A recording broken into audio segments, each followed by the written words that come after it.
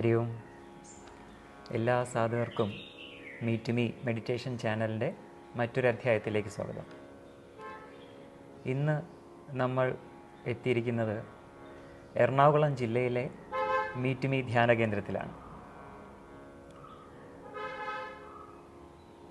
ഒരു അവധൂത ചിന്തയോടെ നമുക്ക് ഇന്നത്തെ സത്സംഗം തുടങ്ങാം.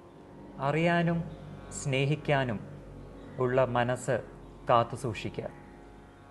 ഇത് ഒരു അവധൂത ചിന്തയാണ്. നമ്മൾ ഒരു കുഞ്ഞിനെ, ഒരു കൊച്ചുകുട്ടിയെ നോക്കുകയാണെങ്കിൽ നമുക്ക് എപ്പോഴും അത് ചിരിച്ചുകൊണ്ടേയിരിക്കുന്നത് കാണാം. എപ്പോഴും അതൊരു ആനന്ദത്തിലായിരിക്കും. ആ ആനന്ദം ആ കുഞ്ഞ് അനുഭവിക്കുന്നതോടൊപ്പം നമ്മളിലേക്കും അത് പകർന്ന് തരികയാണ് ചെയ്യുന്നത്. ആ കുഞ്ഞറിയാതെ തന്നെ ആ കുഞ്ഞിൻ്റെ സന്തോഷം നമ്മളിലേക്കും പകരുകയാണ്. എന്നാൽ ആ കുഞ്ഞ് വളർന്നു വരും തോറും എവിടെയോ ആ ആനന്ദം അവനിൽ നഷ്ടമാവുന്നു. അവനിലെ അഹം ഉണരുമ്പോഴാണ് ആ ആനന്ദം അവനിൽ നിന്ന് നഷ്ടമായി പോകുന്നത്. എന്നാൽ പിന്നീട് വളരുമ്പോഴും അവനിൽ സ്നേഹമുണ്ടാവും. പക്ഷെ അത് അഹത്തിൽ നിന്നുള്ള സ്നേഹമായിരിക്കും. എപ്പോഴാണോ വീണ്ടും നമ്മളിൽ ആ കുഞ്ഞ് ജനിക്കുന്നത്, നമ്മളിലേക്ക് ആ സ്നേഹവും ആനന്ദവും അറിയാനുള്ള ആഗ്രഹവും അല്ലെങ്കിൽ നമ്മൾ അറിയണമെന്നുള്ള ആഗ്രഹവും വീണ്ടും വീണ്ടും ഉണരുകയും ചെയ്യും. ഈ ഒരു അവധൂത ചിന്തയെ ഒന്നുകൂടി മനനം ചെയ്തുകൊണ്ട് നമുക്ക് ഇന്നത്തെ സത്സംഗത്തിലേക്ക് കടക്കാം. ഇന്ന് നമ്മളോടൊപ്പം സത്സംഗത്തിനായിട്ട് എത്തിയിരിക്കുന്നത് ഹംസയോഗ എന്ന യോഗവിദ്യ ആചാര്യനാണ്. അദ്ദേഹത്തിൻ്റെ പേര് സ്വാമി ശ്രീയുക്ത് പ്രമോദ് ആനന്ദനാഥ് എന്നാണ്. അദ്ദേഹത്തെ നമുക്ക് നമ്മുടെ സത്സംഗത്തിലേക്ക് സ്വാഗതം ചെയ്യാം. നമസ്തേ സ്വാമിജി. അങ്ങയുടെ ബാല്യവും വിദ്യാഭ്യാസ കാലഘട്ടവും അതിനെക്കുറിച്ചൊക്കെ ഒന്ന് പറയാമോ? ഞാനൊരു കൂട്ടുകുടുംബത്തിലാണ് ജനിച്ചത്. എന്നിരുന്നാലും എനിക്കൊരു 6-7 വയസ്സുള്ള സമയത്ത് അണുകുടുംബത്തിലേക്ക് പോയി. എൻ്റെ അച്ഛനും അമ്മയും അധ്യാപകരായിരുന്നു. സാധാരണ ഒരു ഗ്രാമത്തിലായിരുന്നു ജീവിതം. ഒരു ഗ്രാമത്തിലുള്ള ഒരു കുട്ടിക്ക് കിട്ടുന്ന വിദ്യാഭ്യാസ സൗകര്യങ്ങളൊക്കെ എനിക്കും കിട്ടിയിട്ടുണ്ട്. പഠനത്തിൽ ഞാനൊരു ശരാശരിക്കാരനായിരുന്നു. ഏറെക്കുറെ ഒരു 14-15 വയസ്സാകുമ്പോഴേക്കാണ് ധ്യാനം തുടങ്ങിയ കാര്യങ്ങളോട് എനിക്ക് ആഭിമുഖ്യം ഉണ്ടായത്. അപ്പോൾ ആ വഴിയിൽ പിന്നീട് സഞ്ചാരം തുടരുകയും അതിൽ നിന്ന് കുറച്ച് മോശപ്പെട്ട അനുഭവങ്ങൾ ഉണ്ടാകുകയും ചെയ്തതോടുകൂടി വളരെ ശ്രദ്ധിച്ചില്ലെങ്കിൽ ബുദ്ധിമുട്ടാണ് എന്നൊരു ബോധ്യം എനിക്കുണ്ടായി. അപ്പോൾ പിന്നെ ധ്യാനം ആഴത്തിലൊന്നും പോകാതെ ബാഹ്യമായ രീതിയിൽ കുറേ കാലം കൊണ്ടു നടന്നു. പിന്നെ ഞാനതിനിടയിൽ കോഴിക്കോട് ദേവഗിരി സെൻറ്റ് ജോസഫ് കോളേജിൽ വെച്ചിട്ട് ഇംഗ്ലീഷ് സാഹിത്യത്തിൽ ഡിഗ്രി കരസ്ഥമാക്കി. പിന്നീട് കോഴിക്കോട് ഗവൺമെൻറ് ലോ കോളേജിൽ നിന്ന് നിയമത്തിലും ബിരുദം സമ്പാദിച്ചു. അത് കഴിഞ്ഞ് അഭിഭാഷകനായിട്ട് പ്രാക്ടീസ് തുടങ്ങി. അപ്പോൾ ആത്മീയ അന്വേഷണത്തിൽ ഞാൻ വളരെ സജീവമായിരുന്ന മറ്റൊരു രംഗമായിരുന്നു സത്യസായി ഓർഗനൈസേഷൻ. ഏതാണ്ട് 10 വർഷത്തിലധികം അതിനകത്ത് സജീവമായിരുന്നു. അതിലും തൃപ്തി പോരാഞ്ഞ് മറ്റ് മാർഗങ്ങൾ തേടി അലഞ്ഞ് ഒടുക്കമാണ് ഹംസയോഗത്തിലേക്ക് എത്തിച്ചേർന്നത്. അങ്ങ് ഇപ്പം സൂചിപ്പിച്ചല്ലോ, ഈ ധ്യാനം പരിശീലിച്ചപ്പോഴും മോശമായിട്ടുള്ള അനുഭവം ഉണ്ടായി എന്ന് പറഞ്ഞു. അതിനെക്കുറിച്ച് കൂടുതലൊന്ന് വിശദീകരിക്കാമോ? ഞാൻ ആകസ്മികമായിട്ട്, എനിക്ക് ഇതിനെക്കുറിച്ചൊന്നും വ്യക്തമായ ഒരു ധാരണയില്ലാത്ത കാലഘട്ടത്തിൽ ഒരു യോഗി എന്ന് ബാഹ്യ ലക്ഷണങ്ങൾ കൊണ്ട് നമുക്ക് തോന്നുന്ന ഒരാളുമായിട്ട് പരിചയപ്പെട്ടു. അപ്പോൾ അദ്ദേഹമായിട്ട് സംസാരിച്ചപ്പം എന്നേക്കാൾ കൂടുതൽ വയസ്സുള്ള ആളാണ്, അനുഭവമുള്ള ആളാണ്. നമുക്കാണെങ്കിൽ ഇതിനെക്കുറിച്ചൊന്നും അറിയില്ല. അപ്പോൾ അദ്ദേഹം പറഞ്ഞത് പൂർണ്ണമായി വിശ്വസിച്ചു. അതനുസരിച്ചിട്ടാണ് ധ്യാനത്തിന് ഇരുന്നിരുന്നത്. അപ്പോൾ വളരെ ചെറിയ പ്രായമാണ്, മനസ്സിന് ഡിസ്ട്രാക്ഷൻസ് കുറയും. അപ്പോൾ ഏതാണ്ട് സർവശക്തിയും എടുത്ത് ഉപയോഗിച്ചിട്ട് തന്നെയായിരുന്നു ധ്യാനം പരിശീലിച്ചിരുന്നത്. ഒരു 4-5 മാസം കഴിയുമ്പോഴേക്ക് തന്നെ എനിക്ക് ശബ്ദം കേൾക്കാൻ പറ്റാതെയായി. ചെറിയ ശബ്ദങ്ങൾ, ഇപ്പം എന്തെങ്കിലും ഒരു സാധനം നമ്മുടെ തറയിൽ വീണ് കഴിഞ്ഞാൽ ഉണ്ടാകുന്ന ശബ്ദം, അത് വല്ലാതെ ഇറിറ്റേറ്റഡ് ആയിട്ടുള്ള അനുഭവം ഉണ്ടാക്കും. പിന്നെ പുറത്തിറങ്ങിയിട്ട് ആളുകളുടെ ഇടയിലേക്ക് ഇടപഴകാനും വൈമുഖ്യമുണ്ടായി. അപ്പോൾ ഇത് ശുഭകരമായ സൂചനയല്ല എന്ന് മനസ്സിലായതോടുകൂടി ഞാൻ ആ ഏർപ്പാട് നിർത്തി. അദ്ദേഹത്തിൻ്റെ അനുവാദം കൂടാതെ തന്നെ നിർത്തി. പിന്നീട് ഡീപ്പായിട്ടുള്ള ധ്യാനത്തിലേക്ക് വന്നത് അംശവിദ്യ ലഭിച്ചതിന് ശേഷം മാത്രമാണ്. പലവിധ ധ്യാന പദ്ധതികളും അല്ലെങ്കിൽ യോഗമാർഗങ്ങളും എല്ലാം ഉണ്ടല്ലോ. അങ്ങ് എങ്ങനെയാണ് ഈ ഹംസവിദ്യ എന്ന് പറയുന്ന ഈ ഒരു യോഗമാർഗത്തിലേക്ക് എത്തിയത്? അതിന് ആദ്യത്തെ മറുപടി യോഗമാർഗം ഒന്നേ ഉള്ളൂ, പലതില്ല എന്നുള്ളതാണ്. ഞാൻ ഈ സത്യസായി ഓർഗനൈസേഷനിൽ പ്രവർത്തിച്ചുകൊണ്ടിരിക്കുന്ന സമയത്ത് അവിടെ എനിക്ക് പൊരുത്തപ്പെടാൻ പറ്റാത്ത ധാരാളം സാഹചര്യങ്ങളുണ്ടായിരുന്നു.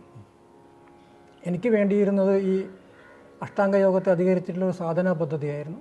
അതിനോടായിരുന്നു ആഭിമുഖ്യം. അപ്പോൾ പുട്ടപർത്തിയിൽ സായിബാബ ചെയ്യുന്ന പ്രസംഗങ്ങളിൽ ഞാൻ നിങ്ങൾക്കെല്ലാവർക്കും മുക്തി തരാൻ വന്നിരിക്കുന്നവനാണ്, എൻ്റെ കയ്യിൽ അതിനുള്ള സാഹചര്യങ്ങളുണ്ട്, അതിനുള്ള കോപ്പുകളുണ്ട്, പക്ഷേ നിങ്ങളാരും അത് കൈനീട്ടി സ്വീകരിക്കുന്നല്ലോ, അങ്ങനെ ചെയ്യുന്നില്ലല്ലോ എന്നോർത്ത് എനിക്ക് ദുഃഖമുണ്ടാകുന്നു എന്ന് ആയിരുന്നു അദ്ദേഹത്തിൻ്റെ പ്രസംഗം. ഈ പ്രസംഗം എന്നെ വല്ലാതെ മോട്ടിവേറ്റ് ചെയ്തു. അങ്ങനെയായിരുന്നു ഞാൻ ആ സംഘടനയ്ക്കകത്ത് നിൽക്കാൻ കാരണം. പക്ഷേ 5-10 വർഷം അവിടെ നിന്നിട്ട് പോലും അദ്ദേഹത്തിൻ്റെ ഭാഗത്തു നിന്നോ അല്ലെങ്കിൽ ഈ സംഘടനയുടെ ഭാഗത്തു നിന്നോ ഈ ഒരു വിഷയത്തിലേക്ക് നയിക്കുന്ന യാതൊരു സൂചനയും ലഭിച്ചില്ല. അപ്പോഴാണ് ഇതല്ല, ഇവിടെ നിന്നുകൊണ്ട് പ്രത്യേകിച്ച് പ്രയോജനമില്ല എന്ന് തോന്നുകയും മാനസികമായിട്ട് തന്നെ ഒരു തരം മുരടിപ്പുണ്ടാകുകയും ചെയ്തു. അങ്ങനെ തുടർന്നുള്ള അന്വേഷണത്തിൻ്റെ ഭാഗമായിട്ട് ആണ് ഈ വിവേകാനന്ദ സാഹിത്യങ്ങളിലൊക്കെ കടന്നു യോഗസൂത്രം അന്നത്തെ ബുദ്ധിക്കനുസരിച്ച് വായിച്ച് മനസ്സിലാക്കാൻ ശ്രമിച്ചു. അത് പലതവണ വായിച്ചു. അപ്പോൾ എങ്ങനെയെങ്കിലും ഈ വിദ്യ അഭ്യസിക്കണമെന്നുള്ള ഉത്കടമായ ആഗ്രഹമുണ്ടായി. അങ്ങനെ ഇരിക്കുകയാണ് ഞാൻ ഏരൂരിൽ എൻ്റെ ഗുരുനാഥനെ കുറിച്ച് കേൾക്കുന്നത്. താമസിയാതെ തന്നെ അദ്ദേഹത്തെ പോയി കണ്ടു. എല്ലാ കാര്യങ്ങളും വിശദമായി സംസാരിച്ചു. അപ്പം അദ്ദേഹത്തിൻ്റെ മറുപടി എന്ന് പറയുന്നത് വളരെ വ്യക്തവും കൃത്യവുമായിരുന്നു.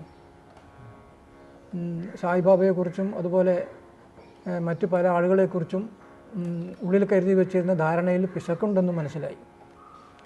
എന്തായാലും ഞാൻ ആ മാർഗങ്ങളൊക്കെ ഉപേക്ഷിച്ചു. അദ്ദേഹം എനിക്ക് അംശവിദ്യ തരാൻ തയ്യാറായി.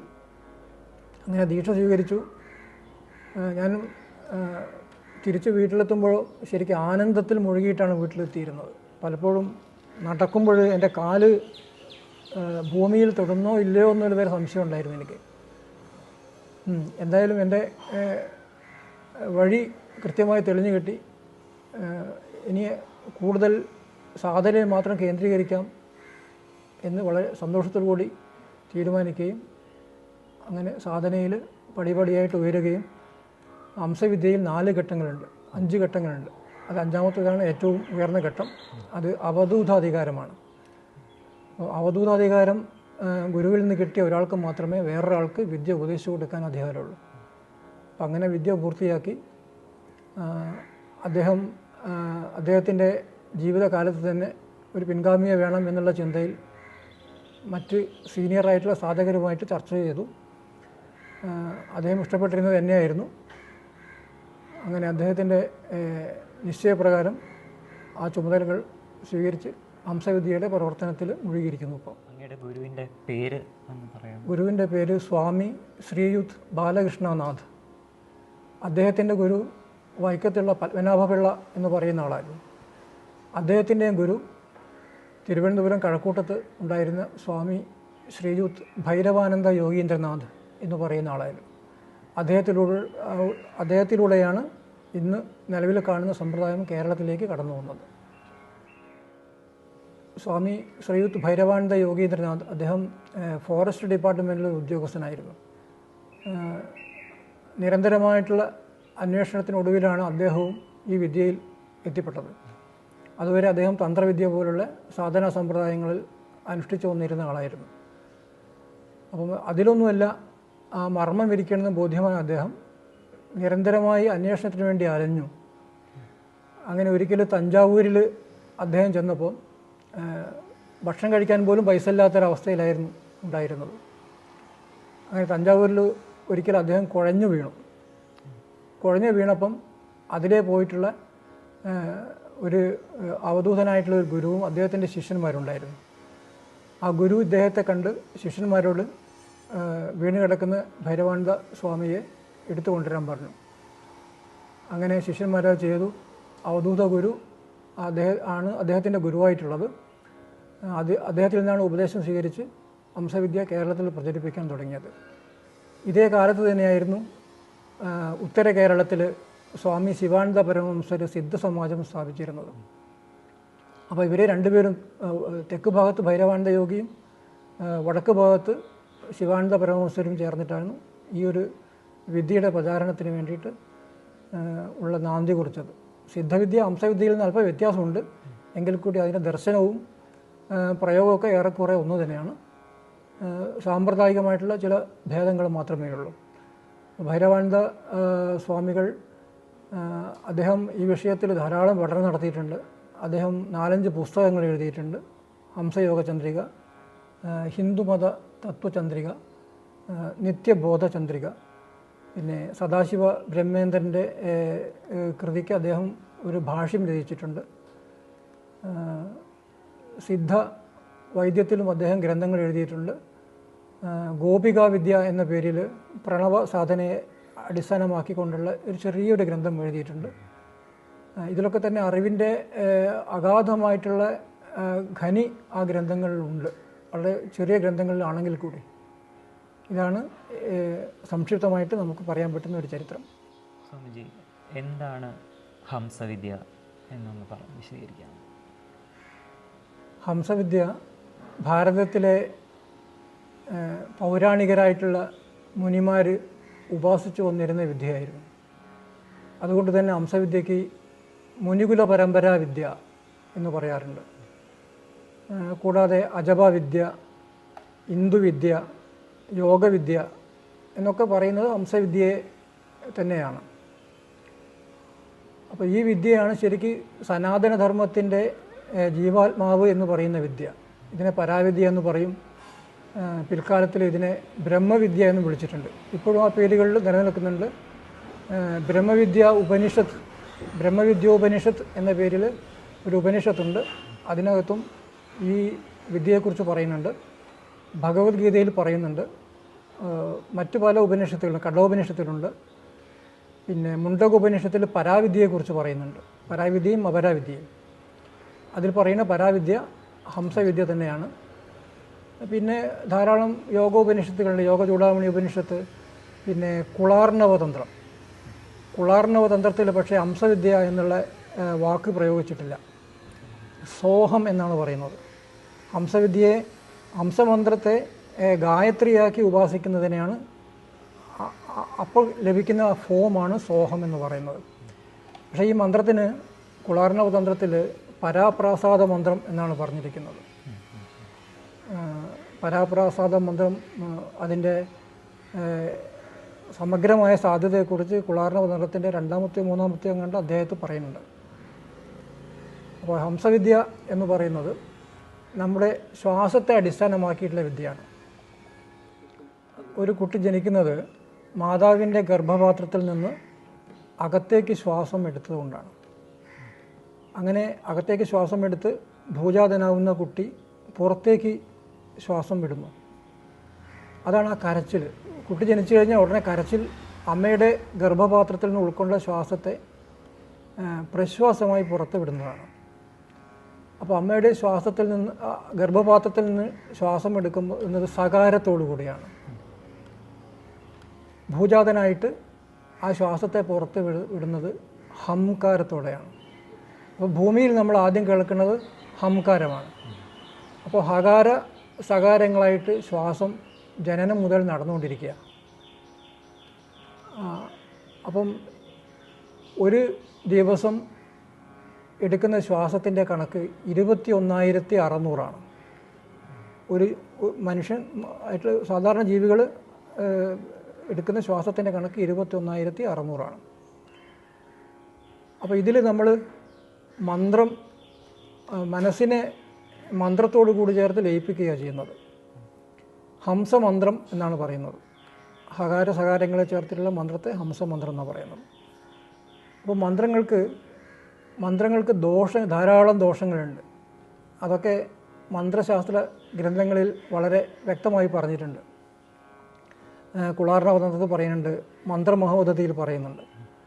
അപ്പോൾ ഹംസമന്ത്രത്തിനും ഇത് പ്രാകൃത മന്ത്രമാണ്, ഇതിനുമുണ്ട് ദോഷം.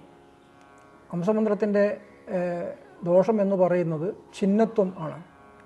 അതായത് ഹം കഴിഞ്ഞിട്ട് സായിലേക്ക് വരുമ്പം ഈ രണ്ട് മന്ത്രാക്ഷരങ്ങൾക്കിടയ്ക്ക് ഒരു വിടവ് വരുന്നു.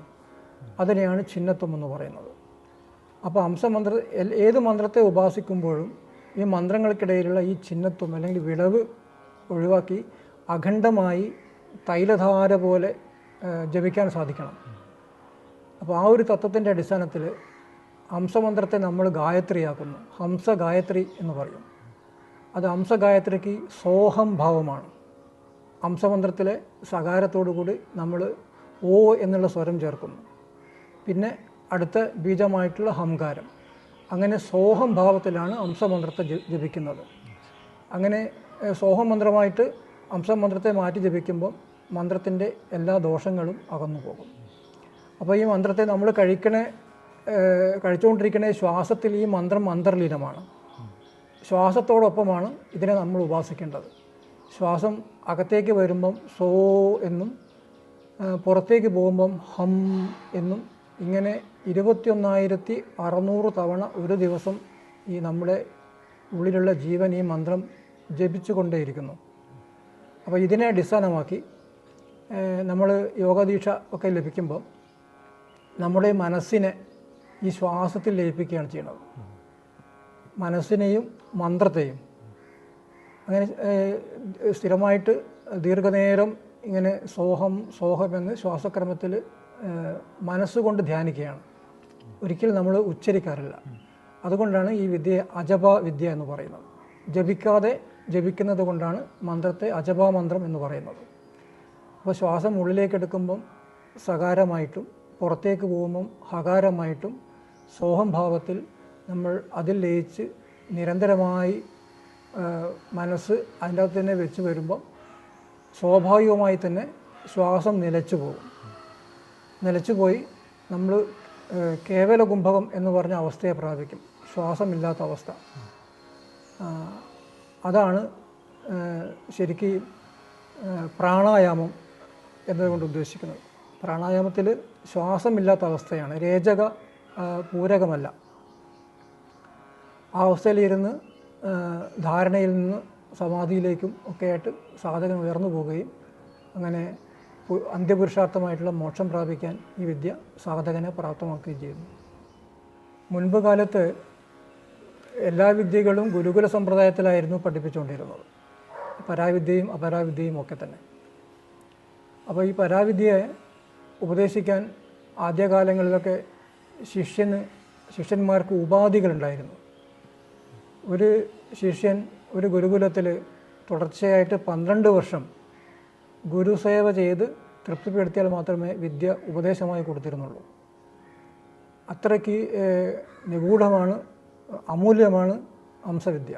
അതുകൊണ്ടാണ് ഇങ്ങനെ ഒരു ഉപാധി വെച്ചിട്ടുള്ളത്. അപ്പോൾ അത് ഏറെക്കുറെ ദ്വാപരയുഗം എന്നൊക്കെ പറയുന്ന കാലഘട്ടത്തിലാണെന്ന് പറയുന്നത്.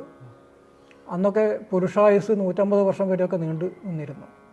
അപ്പോൾ 150 വർഷത്തുള്ള ജീവിതത്തിനിടയിൽ 12 വർഷം എന്ന് പറയുന്നത് അധികമൊന്നുമല്ല. പിൽക്കാലത്ത് മനുഷ്യായുസിൻ്റെ ദൈർഘ്യം കുറഞ്ഞു വന്നു. അപ്പോൾ അതുകൊണ്ട് കാലഘട്ടത്തിന് ഇണങ്ങുന്ന രീതിയിൽ ഉപനിഷത്തിൽ യോഗശിഖ ഉപനിഷത്തിലാണ് ഞാൻ പറഞ്ഞിരിക്കുന്നത് ഈ ഉപാധി പറഞ്ഞിട്ടുള്ളത്. അപ്പോൾ കാലഘട്ടത്തിന് ഇണങ്ങുന്ന രീതിയിൽ അതിനെ പ്രതീകാത്മകമായി ആചരിക്കാനാണ് ഇപ്പോഴത്തെ ആചാര്യന്മാർ ഒക്കെ തീരുമാനിച്ചിട്ടുള്ളത്. അതനുസരിച്ച് മത്സ്യമാംസങ്ങളൊക്കെ ഉപേക്ഷിച്ച് ലഹരി പദാർത്ഥങ്ങളൊക്കെ ഉപേക്ഷിച്ച് വെറ്റില, മുറുക്ക്, പുകവലി എല്ലാം കളഞ്ഞ് ഒരു ആൾ 12 പകലുകളിൽ മൗനവ്രതത്തോടു കൂടി ഉപവസിച്ച് വരികയാണെങ്കിൽ അയാൾക്ക് വിദ്യ ഉപദേശമാക്കി കൊടുക്കും. അപ്പോൾ ഇത് ചെല്ലുന്നതിന് മുമ്പേ തനിക്ക് അനുയോജ്യനായ ഒരു ഗുരുവിനെ കണ്ടെത്തി അദ്ദേഹത്തിൽ നിന്ന് അനുമതി വാങ്ങിയതിന് ശേഷം മാത്രമേ ഈ മൗനവ്രതത്തോടു കൂടിയുള്ള ഉപവാസം എടുക്കാൻ പാടുള്ളൂ. അത് കഴിഞ്ഞ് വന്നിട്ട് ഗുരുവിൽ നിന്ന് വിദ്യ സ്വീകരിക്കാം. ഈ വിദ്യ യാതൊരു തരത്തിലുള്ള ദ്രവ്യദക്ഷിണയും കൂടാതെയാണ് ശിഷ്യനിലേക്ക് പകർന്നു കൊടുക്കുന്നത്. അതിൻ്റെ ഒരു കാരണം, ഈ മഹത്തായ വിദ്യയ്ക്ക് അർഹമായ പ്രതിഫലം കൊടുക്കാൻ ആർക്കും സാധ്യമല്ല. എന്നിരുന്നാലും പരോക്ഷമായിട്ട് അവിടെ വേറെ ഒരു വിനിമയം നടക്കുന്നുണ്ട്. അത് ശിഷ്യൻ്റെ ദുർഗുണങ്ങൾ ഗുരുവിന് ദക്ഷിണയായിട്ട് സമർപ്പിക്കണം. ഈ വിദ്യ വാങ്ങിച്ചു കഴിഞ്ഞാൽ പിന്നെ ജീവിതത്തിൽ ചില ചിട്ടവട്ടങ്ങളൊക്കെ വരുത്തണം. സത്യപ്രതിജ്ഞ ചെയ്തതിന് ശേഷം മാത്രമാണ് ഈ കാര്യങ്ങളൊക്കെ ഉൾക്കൊള്ളിച്ച് സത്യപ്രതിജ്ഞ ചെയ്തതിന് ശേഷം മാത്രമാണ് വിദ്യ ഉപദേശിച്ചു കൊടുക്കുന്നത്. അപ്പോൾ ശിഷ്യനിൽ നിന്ന് ഈ ശിഷ്യൻ്റെ എല്ലാ ദോഷങ്ങളെയും ദുർഗുണങ്ങളെയും ആവാഹിച്ചെടുത്ത ഗുരു അത് തൻ്റെ ഉള്ളിൽ നിന്ന് വേറെ ചില സങ്കേതങ്ങൾ ഉപയോഗിച്ച് അതിനെ നശിപ്പിച്ച് കളയും. ഇതാണ് വിദ്യ പകർന്നു കൊടുക്കുന്ന രീതി. ഈ വിദ്യയ്ക്ക് 4-5 ഘട്ടങ്ങളുണ്ട്. ആദ്യത്തെ ഘട്ടത്തിൽ ഉമാദീക്ഷ എന്ന് പറയും. അതിൽ ദീക്ഷ കിട്ടിക്കഴിഞ്ഞാൽ നമ്മുടെ ശരീരത്തിൽ നടക്കുന്ന പ്രാണൻ്റെ പ്രവർത്തനങ്ങളാണ്, ശ്വാസവും പ്രശ്വാസവും. അത് ശ്വാസം, അകത്തേക്ക് വരുന്ന ശ്വാസം അത് അപാനനും പുറത്തേക്ക് പോകുന്ന ശ്വാസം പ്രാണനുമാണ്. ചില ഗ്രന്ഥങ്ങളിലൊക്കെ തിരിച്ചു പറഞ്ഞിട്ടുണ്ട്, അത് ശരിയല്ല. ഈ പറഞ്ഞതിൻ്റെ കാരണം എന്താണെന്ന് വെച്ചാൽ, പ്രാണൻ എന്ന് പറയുന്നത് ഊഷ്മളമാണ്. അതുകൊണ്ട് ഈ പ്രാണനെ സൂര്യൻ എന്നും പറയാറുണ്ട്. അപാനൻ കുളിർമയുള്ള വായുവാണ്, അതുകൊണ്ട് ഇതിനെ ചന്ദ്രൻ എന്നും പറയാറുണ്ട്. അപ്പോൾ നമുക്ക് നോക്കിയാൽ അറിയാം, ശ്വാസം അകത്തേക്ക് എടുക്കുമ്പോൾ നമുക്ക് കുളിർമയുണ്ടാകും. അകത്ത് വന്നിട്ടുള്ള ശ്വാസം പുറത്തേക്ക് പോകുമ്പോൾ നമുക്ക് ചൂടും അനുഭവപ്പെടും. അപ്പം പുറത്തേക്ക് പോകുന്ന ശ്വാസത്തിലൂടെ നമുക്ക് നഷ്ടമാകുന്നത് നമ്മുടെ അകത്തുള്ള ചൂട് എന്നുള്ള നിലയ്ക്ക് പ്രാണനെയാണ്. അപ്പോൾ അതുകൊണ്ടാണ് പുറത്തേക്ക് പോകുന്ന ശ്വാസം പ്രാണൻ എന്ന് പറയുന്നതും അകത്തേക്ക് വരുന്ന ശ്വാസത്തെ അപാനൻ എന്ന് പറയുന്നതും. അപ്പോൾ ഉമാദീക്ഷ കിട്ടിക്കഴിഞ്ഞാൽ ഈ പ്രാണനെയും അപാനനെയും സമീകരിക്കണം. അത് അകത്തേക്ക് എടുക്കുന്ന അപാനൻ്റെ ദൈർഘ്യവും പുറത്തേക്ക് വിടുന്ന പ്രാണൻ്റെ ദൈർഘ്യവും തുല്യമായിരിക്കണം. ഇങ്ങനെ സാധന ചെയ്ത് വിദ്യ അനുഷ്ഠിച്ച് പഴകിയ ആൾക്ക് അടുത്ത വിദ്യയായിട്ടുള്ള ദീപിനി എന്ന പേരിൽ വിദ്യ കൊടുക്കും. ദീപിനി കഴിഞ്ഞാൽ പിന്നെ പ്രണവം, അതായത് നമ്മുടെ ഓംകാരത്തെ, അകൃത്രിമമായിട്ടുള്ള ധ്വനിയാണ് ഓംകാരം. അതിനെ സാധകന് സ്വയം ശ്രവിക്കാനുള്ള ഒരു അവസ്ഥയിലേക്ക് കൊണ്ടുപോകുന്ന ദീക്ഷയാണ് പ്രണവം, ഓംകാരം എന്ന് പറയുന്നത്. ആ പ്രണവം കഴിഞ്ഞാൽ പിന്നെ ഖേജരി മുദ്ര കിട്ടിയാലാണ് പിന്നെ ഷോഡശാക്ഷരി മന്ത്രം കൊടുക്കുന്നത്. അതായത് ഇന്ന് ശ്രീവിദ്യാ മന്ത്രം എന്ന പേരിൽ പ്രചാരത്തിലുള്ള 16 അക്ഷരങ്ങളുള്ള ഷോഡശാക്ഷരി മന്ത്രം ഉപദേശമായിട്ട് കൊടുക്കും. അതും ഉപാസിച്ച് ഉയരുന്ന ശിഷ്യനെ ഗുരു താൻ തന്നെയാക്കി അല്ലെങ്കിൽ തനിക്ക് സമനാക്കി ഉയർത്തി മറ്റുള്ള ആളുകൾക്ക് ഉപദേശം നൽകാനുള്ള യോഗ്യതയുടെ ഭാഗം എന്നുള്ള നിലയ്ക്ക് അവധൂതാധികാരം കൊടുക്കുന്നു. അവധൂത മന്ത്രം ശിഷ്യന് ദീക്ഷയായിട്ട് കൊടുക്കുന്നു. ഇങ്ങനെ അവധൂത ദീക്ഷയോടുകൂടി ഹംസ വിദ്യാഭ്യാസം പൂർത്തിയാകുകയും ശിഷ്യനെ ഗുരു കൈപിടിച്ചുയർത്തി തനിക്കും സമനാക്കി താൻ തന്നെയാക്കി തീർക്കുന്ന ഒരു സാമ്പ്രദായിക വിദ്യയാണ് ഹംസവിദ്യ. ഖേജരി വിദ്യ എന്ന പേരിൽ ഇന്ന് ധാരാളം കസർത്തുകൾ പ്രചാരത്തിലുണ്ട്. അതൊന്ന്, നാക്കിൻ്റെ അടിഞ്ഞരമ്പ് മുറിച്ചിട്ട് നാക്കിനെ കപാലകുഹരത്തിലേക്ക് ഉയർത്തി വയ്ക്കുന്ന രീതിയാണ്. എന്നാൽ യോഗശാസ്ത്രം നിഷ്കർഷിക്കുന്ന ഖേജരി എന്ന് പറയുന്നത് അതല്ല. ഖേ എന്നാൽ ആകാശത്തിലേക്ക് എന്നാണ്. ഖ ശബ്ദത്തിന് സംസ്കൃതത്തിൽ ആകാശം എന്നർത്ഥം. അതിനോട് സപ്തമി വിഭക്തി ചേരുമ്പോഴാണ് ഖേ എന്നായി മാറുന്നത്. അപ്പോൾ ആകാശത്തിലേക്ക് ചരിക്കുന്നത് എന്തോ അതാണ് ഖേജരി. അപ്പോൾ പ്രാണൻ നമ്മുടെ ചിതാകാശത്തിലേക്ക് പ്രവേശിക്കുന്ന ആ പ്രക്രിയയാണ് ഖേജരി എന്ന് പറയുന്നത്.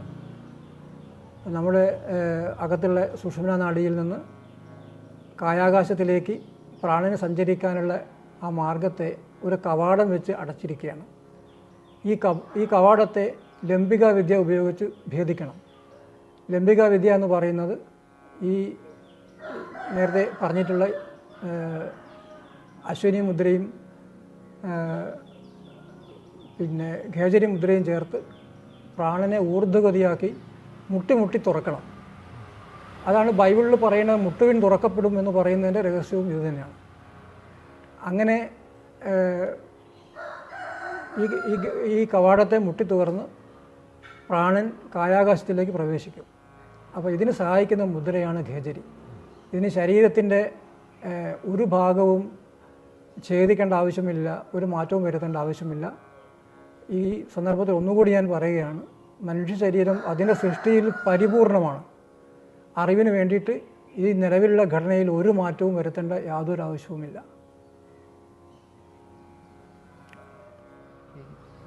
ആശ്രമവും ഗുരുകുലവും തമ്മിലുള്ള വ്യത്യാസം എന്താണെന്ന് വിശദീകരിക്കാം. ആശ്രമവും ഗുരുകുലവും തമ്മിൽ പ്രകടമായ വ്യത്യാസമുണ്ട്. സനാതന ധർമ്മത്തെ പോറ്റി വളർത്തിയിരുന്നത് ഗുരുകുല സമ്പ്രദായമാണ്. ഏറ്റവും പഴക്കം ചെന്ന രീതിയും ഗുരുകുല സമ്പ്രദായമാണ്. അതാത് കാലഘട്ടങ്ങളിൽ വിദ്യയിൽ പൂർണ്ണരായിട്ടുള്ള ഗുരുക്കന്മാർ പുത്രകളത്രാദികളുടെ കൂടെ താമസിച്ച് സമൂഹത്തോടുള്ള ധർമ്മങ്ങളൊക്കെ നിർവഹിച്ച്, കുടുംബത്തോടുള്ള ധർമ്മങ്ങൾ നിർവഹിച്ച്, അതോടൊപ്പം അംശവിദ്യയും അനുഷ്ഠിച്ച് മോക്ഷം പ്രാപിച്ചുകൊണ്ടിരുന്ന രീതിയെയാണ് സനാതനധർമ്മം എന്ന് പറയുന്നത്.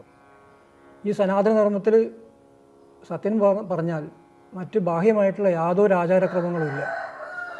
ഈ രീതി പിന്തുടരുന്ന ജീവിതക്രമത്തെയാണ് സനാതനധർമ്മം എന്ന് പറയുന്നത്.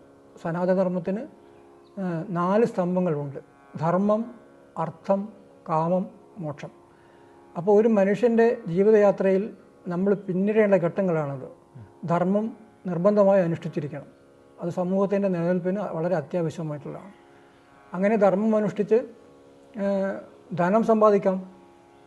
ധനസമ്പാദനം ചെയ്ത് വിഹിതമായ രീതിയിൽ എത്രയും സമ്പാദിക്കാം, അതിനൊന്നും ഒരു നിയന്ത്രണമില്ല. അങ്ങനെ ധനസമ്പാദനം ചെയ്തിട്ട് കുടുംബത്തെയൊക്കെ നോക്കി നിർത്തി വേണ്ട പോലെയൊക്കെ പരിചരിച്ച് മക്കളെയൊക്കെ കല്യാണം കഴിപ്പിച്ച് അയക്കണം. അവർക്കൊക്കെ കുട്ടികളുണ്ടായിക്കഴിഞ്ഞാൽ പിന്നെ നമ്മൾ കൂടുതൽ വിദ്യയിലേക്ക് തന്നെ ശ്രദ്ധ കേന്ദ്രീകരിക്കണം. ധർമ്മം, അർത്ഥം, കാമം, അർത്ഥകാമങ്ങൾ പൂർത്തീകരിച്ചിട്ട് പിന്നെ വേണം നമ്മൾ മോക്ഷത്തിലേക്ക് പോകാൻ. അപ്പോൾ ഈ സമ്പ്രദായമാണ് ഗുരുകുലത്തിലൂടെ പകർന്നുകൊണ്ടിരുന്നത്. എന്നാൽ പിൽക്കാലത്ത് ബുദ്ധമതത്തിൻ്റെ സ്വാധീനത്തിൽപ്പെട്ട് ശങ്കരാചാര്യരുടെ നേതൃത്വത്തിൽ ഇവിടെ സന്യാസ പരമ്പരയുണ്ടായി. ആ സന്യാസത്തെ ദീക്ഷാക്രമത്തിലാണ് കൊടുത്തിരുന്നത്. അത്തരം സന്യാസിമാർ സമൂഹത്തിൻ്റെ മുഖ്യധാരയിൽ നിന്ന് മാറിയിട്ടുള്ള ഒരു ജീവിത രീതി പുറത്തുവരുന്ന സന്യാസിമാർ താമസിച്ചിരുന്ന സ്ഥലങ്ങളെയാണ് നമ്മൾ ആശ്രമങ്ങൾ എന്നുകൊണ്ട് വിവക്ഷിക്കുന്നത്. അപ്പോൾ ആശ്രമം ശരിക്ക് സമൂഹത്തിൻ്റെ മുഖ്യധാരയിലുള്ളതല്ല, സമൂഹത്തിൻ്റെ മുഖ്യധാരയിൽ നിന്ന് അകന്നുള്ളതാണ്. ഗുരുകുലം സമൂഹത്തിൻ്റെ മുഖ്യധാരയിലുള്ളതാണ്.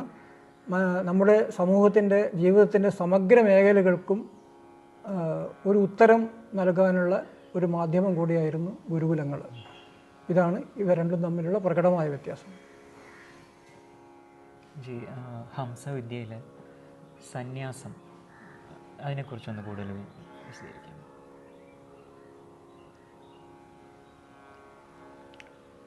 സാധാരണ മനുഷ്യൻ്റെ ജീവിതത്തിൽ ആശ്രമധർമ്മങ്ങൾ എന്ന് പറയാറുണ്ട്. ഈ ആശ്രമധർമ്മങ്ങളിൽ ഏറ്റവും അവസാനത്തെയാണ് സന്യാസം. സന്യാസം എന്ന് പറയുന്നത് മനസ്സിൻ്റെ സമതുലിതാവസ്ഥയാണ്. എന്തിനേയും സമമായി കാണാനുള്ള മാനസികാവസ്ഥയാണ് സന്യാസം എന്ന് പറയുന്നത്. അപ്പം സനാതനധർമ്മത്തിൻ്റെ രീതിയിൽ പറയുകയാണെങ്കിൽ ഗുരുകുലത്തിൽ ചെന്ന് വളരെ ചെറുപ്പത്തിൽ എല്ലാ വിദ്യകളും, പരാവിദ്യയും അപരാവിദ്യയും ഒരേപോലെ പഠിച്ച് തൻ്റെ ജീവസന്ധാരണത്തിന് ആവശ്യമായിട്ടുള്ള ഒരു തൊഴിൽ സ്വീകരിക്കുക, അതോടൊപ്പം പരാവിദ്യ അനുഷ്ഠിക്കുക. ഓരോ ധർമ്മങ്ങളും പൂർത്തിയാക്കി അവസാനം എത്തുമ്പം നമ്മൾ കുടുംബത്തിൻ്റെ ചുമതലയൊക്കെ മക്കൾക്കും ഒക്കെ ഏൽപ്പിച്ചു കൊടുത്തിട്ട് പൂർണ്ണമായും സാധനയിൽ മുഴുകും. ഇങ്ങനെ സാധനയിൽ മുഴുകുന്നത് നമുക്ക് വേണമെങ്കിൽ വാനപ്രസ്ഥം എന്ന് വിളിക്കാം.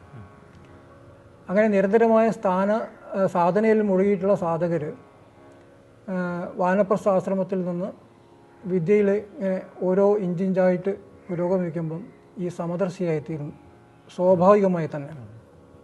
അത് ഒരു ചെടി നട്ട് വളർന്നു വലുതായി പൂവിടരും പോലുള്ള ഒരു പ്രക്രിയയാണ്, കൃത്രിമമല്ല. അപ്പം സമസ്ത ജീവികളെയും സമദൃഷ്ടിയോട് നോക്കിക്കാണാനുള്ള മാനസിക നിലയെയാണ് സന്യാസം എന്ന് പറയുന്നത്. ഇന്ന് നമ്മൾ കാണുന്ന സന്യാസങ്ങളൊക്കെ ഹംസവിദ്യയുടെ കാഴ്ചപ്പാടിൽ കൃത്രിമങ്ങളാണ്, ഞെക്കിപ്പഴിപ്പിച്ച പഴങ്ങളാണ്. അതിൻ്റെ ധാരാളം ദോഷങ്ങളും ഗുണങ്ങളൊക്കെ നമ്മൾ സമൂഹത്തിൽ അനുഭവിക്കുന്നുണ്ട്. സ്വാമിജി, ഹംസവിദ്യയ്ക്ക് യോഗയുമായിട്ട് എന്തെങ്കിലും ബന്ധമുണ്ടോ? ഹംസവിദ്യ അല്ലെങ്കിൽ ഹംസയോഗം എന്നും പറയുന്നുണ്ട്. യോഗവിദ്യ എന്നുദ്ദേശിക്കുന്നത് ഇന്ന് ഒരുപാട് തെറ്റിദ്ധാരണയ്ക്ക് കാരണമായിട്ടുണ്ട്. നമ്മുടെ നാട്ടിലൊക്കെ കൂണുപോലെ യോഗ കേന്ദ്രങ്ങൾ ഉണ്ടായിട്ടുണ്ട്. എൻ്റെയൊക്കെ കുട്ടിക്കാലത്ത് അത്തരം കേന്ദ്രങ്ങളിൽ യോഗ എന്നുള്ള പദം ഉണ്ടായിരുന്നില്ല. അവർ യോഗാസനങ്ങൾ എന്നാണ് പറഞ്ഞിരുന്നത്. ക്രമേണ ആസനം പോയി യോഗ എന്നായി മാറി. അപ്പം മൊത്തത്തിൽ ആളുകൾ ധരിച്ചിരിക്കുന്നത് യോഗമാർഗം എന്ന് പറയുന്നത് രാവിലെ എഴുന്നേറ്റ് 1-2 മണിക്കൂർ കായികാഭ്യാസം ചെയ്ത് കുറച്ച് കപാലഭാതി ചെയ്തു നാഡി ശോധന പ്രാണായാമം ചെയ്താൽ യോഗം ആയി എന്നാണ്. അത് ശരിയല്ല. യോഗം എന്ന് പറയുന്ന ശരിയായ മാർഗം പതഞ്ജലി മഹർഷിയുടെ യോഗസൂത്രത്തിൽ നമുക്ക് തെളിഞ്ഞു കാണാം. അപ്പോൾ യോഗസൂത്രം അഷ്ടാംഗ യോഗം എന്നും പറയുന്നുണ്ട്. ഈ യോഗസൂത്രത്തിൻ്റെ അന്തസാരമാണ് ഹംസവിദ്യ. അന്തസാരം എന്ന് പറയുമ്പം നമ്മുടെ ഗ്രന്ഥങ്ങൾക്കൊക്കെ നാല് സ്വഭാവങ്ങളുണ്ട്. അതൊന്ന്, ചില ഗ്രന്ഥങ്ങളിൽ അകത്തായിരിക്കും സാരം ഉണ്ടാകുക. അതിനെയാണ് അന്തസാരം എന്ന് പറയുന്നത്. യോഗസൂത്രം അതുപോലെ ഒരു അന്തസാര ഗ്രന്ഥമാണ്. അതിൻ്റെ അന്തസാരം ഹംസവിദ്യയാണ്, അല്ലെങ്കിൽ ഹംസയോഗമാണ്. നമ്മുടെ എല്ലാം അൾട്ടിമേറ്റ് എയിം എന്ന് പറയുന്നൊരു മോക്ഷ സങ്കല്പമാണല്ലോ. എല്ലാ യോഗവിദ്യയും പറയുന്നതും അതിൻ്റെ അവസാനവും മോക്ഷം എന്ന് തന്നെയാണ്. ഹംസയോഗത്തിൻ്റെ അല്ലെങ്കിൽ ഹംസവിദ്യയുടെ മോക്ഷ സങ്കല്പത്തെക്കുറിച്ചൊന്ന് പറയാം.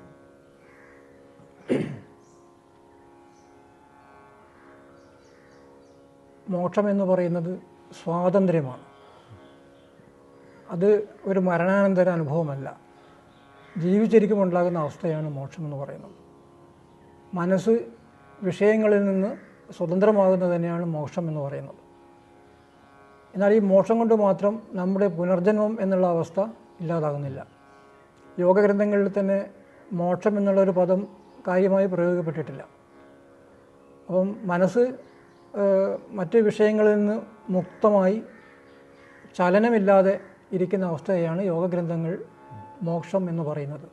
ചിത്തേ ചലതി സംസാരോ നിശ്ചലം മോക്ഷമുച്യതേ എന്ന് യോഗശിഖ ഉപനിഷത്തിൽ പറയുന്നത് ഇതുകൊണ്ടാണ്. അപ്പം മുക്തി എന്നുള്ള അവസ്ഥ ഉണ്ടായിക്കഴിഞ്ഞാൽ പിന്നെ നമ്മൾ അടുത്ത് പരിശ്രമിക്കേണ്ടത് നമ്മുടെ ശരീരം വിട്ടതിന് ശേഷം പുനർജന്മമില്ലാതെ ഒരവസ്ഥയെ പ്രാപിക്കണം. ആ അവസ്ഥയ്ക്ക് യോഗ ഭാഷ കൈവല്യം എന്നാണ്.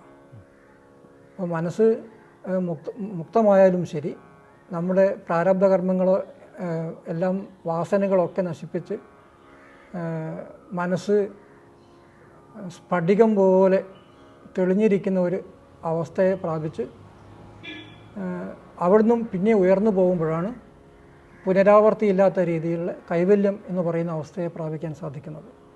അതാണ് യോഗ ശാസ്ത്രത്തിൻ്റെ അന്തിമ ലക്ഷ്യം. ഒരു സാധകന് ഹംസവിദ്യയിലേക്ക് കടക്കാൻ തടസ്സമായിട്ട് നിൽക്കുന്ന ഘടകങ്ങൾ എന്തൊക്കെയായിരിക്കും? ഹംസവിദ്യയിലേക്ക് കടക്കാൻ സാധകന് ഉള്ള പ്രധാന തടസ്സം ഈ വിദ്യയുടെ പ്രചാരണത്തിലുള്ള പരിമിതിയാണ്. ഒന്നത്. രണ്ടാമത്, ആരെങ്കിലും ഒരാൾ അന്വേഷിച്ച് വന്നാൽ തന്നെ ഹംസവിദ്യയെക്കുറിച്ച് എത്ര പറഞ്ഞാലും അതിൻ്റെ ആഴം ശരിക്കും മനസ്സിലാക്കിയെടുക്കാൻ വലിയ പ്രയാസമാണ്. ഇനി ഇതെല്ലാം കഴിഞ്ഞ് ഹംസവിദ്യ സ്വീകരിച്ചാലും സാധന ചെയ്യുമ്പോൾ അദ്ദേഹത്തിന് അനുഭവങ്ങളുടെ സൂക്ഷ്മതയിലേക്ക് ഇറങ്ങിച്ചെല്ലാനും പലതരത്തിലുള്ള തടസ്സങ്ങൾ വരാറുണ്ട്. ഒന്ന്. രണ്ട്, ആധുനികമായിട്ട് നമ്മൾ കാണുന്ന വിപണന ബുദ്ധിയോട് ചേർന്ന് നിൽക്കുന്ന ഒരു രീതിയല്ല ഹംസവിദ്യയുടെ. അത് നമ്മുടെ ജീവിതത്തിൽ ഒരുപാട് മാറ്റങ്ങൾ ഉണ്ടാകണം, എങ്കിൽ മാത്രമേ വിദ്യ പുരോഗമിക്കുള്ളൂ, അല്ലെങ്കിൽ വിദ്യ സാധകനിൽ പ്രകാശിക്കുള്ളൂ. സത്വഗുണത്തോടു കൂടി ജീവിക്കണം, നമ്മൾ സാത്വികരായി ജീവിക്കണം. അപ്പോൾ അങ്ങനെയൊക്കെ ചെയ്യുമ്പം ഇന്നത്തെ ജീവിത സൗകര്യങ്ങളിൽ നിന്ന് ഉള്ള പ്രലോഭനങ്ങളുണ്ടാകും. ആ പ്രലോഭനങ്ങൾ വിടാൻ ഉള്ള സന്നദ്ധത ഇല്ലായ്മയാണ് സാധകരെ ഹംസവിദ്യയിലേക്ക് പ്രവേശിക്കുന്നതിന് ഉള്ള ഏക തടസ്സം എന്നാണ് മനസ്സിലാകുന്നത്. നമ്മൾ തുടക്കത്തിൽ സൂചിപ്പിച്ചു ഒറ്റ സത്യമായിട്ടുള്ള ഒരു യോഗ സാധനയേ ഉള്ളൂ എന്ന്. എന്നാൽ നമ്മൾ പല യോഗ സാധനങ്ങളും കാണാറുണ്ട്. ബാക്കിയുള്ളവയിൽ നിന്നും ഹംസയോഗം പ്രത്യേകമായിട്ട് നിൽക്കാൻ, അല്ലെങ്കിൽ അതിൻ്റെ പ്രത്യേകത ഒന്ന് വിശദീകരിക്കുന്നു. എന്താണ് അതിനെ വേറിട്ട് നിൽക്കുന്നത്? ഇതര യോഗങ്ങളെന്ന് പറയുന്നതിൽ നേരത്തെ പറഞ്ഞ ശാരീരിക വ്യായാമത്തെ അടിസ്ഥാനമാക്കിയുള്ള ക്രമത്തെക്കുറിച്ച് പറഞ്ഞു കഴിഞ്ഞു. ഇനി പൊതുവെ നമ്മൾ കേട്ടുവരുന്നത് ഭക്തിയോഗം, ജ്ഞാനയോഗം, കർമ്മയോഗം, ഇങ്ങനെയുള്ള യോഗത്രയങ്ങളാണ്. അതിൽ കർമ്മയോഗത്തിൻ്റെ ഒരു പ്രാമാണിക ഗ്രന്ഥം ഭഗവത്ഗീതയാണ്. അപ്പോൾ കർമ്മയോഗം എന്ന് പറയുന്നത് ഒരു ടെക്നിക്കാണ്, ഒരു സാങ്കേതിക വിദ്യയാണ്. ആ സാങ്കേതിക വിദ്യ ഉപയോഗിക്കുന്നത് എന്തിനാണെന്ന് വെച്ചാൽ ഹംസസാധകർ ഗൃഹസ്ഥന്മാരാണ്. ഈ ഗൃഹസ്ഥന്മാരായി ജീവിക്കുമ്പം സമൂഹത്തിലെ അധർമ്മങ്ങളുമായിട്ട് അഭിമുഖീകരിക്കേണ്ട സാഹചര്യം ഉണ്ടാകും. ആ സമയത്ത് ഹിംസാത്മകമായിട്ട് പ്രവർത്തിക്കേണ്ടി വരികയാണെങ്കിൽ അത് ചെയ്യണം. അത് ചെയ്യാനുള്ള ധർമ്മം ഹംസയോഗിക്കുണ്ട്. അങ്ങനെ ചെയ്തു വരുമ്പോൾ നമ്മൾ ശ്രദ്ധിക്കേണ്ടത് ആ ചെയ്തതിൽ നിന്നുണ്ടാകുന്ന പാപങ്ങൾ ഈ സാധനയെയോ ബാധിക്കാൻ പാടില്ല. അപ്പോൾ അതെങ്ങനെ ചെയ്യാം? ഗീതയിലെ ചോദ്യവും സത്യത്തിൽ ഇത് തന്നെയായിരുന്നു. ബന്ധുക്കളെയും സ്വജനങ്ങളെയൊക്കെ വധിച്ചിട്ട് ഉള്ള പാപം ഞാനെന്തിന് ഏറ്റെടുക്കണം എന്നുള്ള ചോദ്യത്തിന് മറുപടിയായിട്ടാണ് കർമ്മയോഗം ഉപദേശിക്കപ്പെടുന്നത്. അപ്പോൾ കർമ്മയോഗത്തിൻ്റെ അടിസ്ഥാനപരമായിട്ടുള്ള ഒരു മർമ്മം എന്ന് പറയുന്നത് ബുദ്ധിയോഗമാണ്. എന്നാൽ ദൗർഭാഗ്യകരം എന്ന് പറയട്ടെ, നമ്മുടെ ഗീതയ്ക്കൊക്കെ ഭഗവത്ഗീതയ്ക്ക് ഭാഷ്യം രചിച്ചിട്ടുള്ള പല പണ്ഡിതന്മാരും ഈ ബുദ്ധിയോഗം എന്നുള്ള പദത്തെ വേണ്ടത്ര വിശകലനം ചെയ്തിട്ടില്ല. അതിന് തുനിഞ്ഞിട്ടുള്ള ഒരാൾ ആയിട്ട് നമ്മൾ കാണുന്നത് ബാലഗംഗാധര തിലകനെയാണ്. അദ്ദേഹത്തിൻ്റെ ഗീതാരഹസ്യത്തിൽ ഈ കാര്യങ്ങൾ ചർച്ച ചെയ്യുന്നുണ്ട്.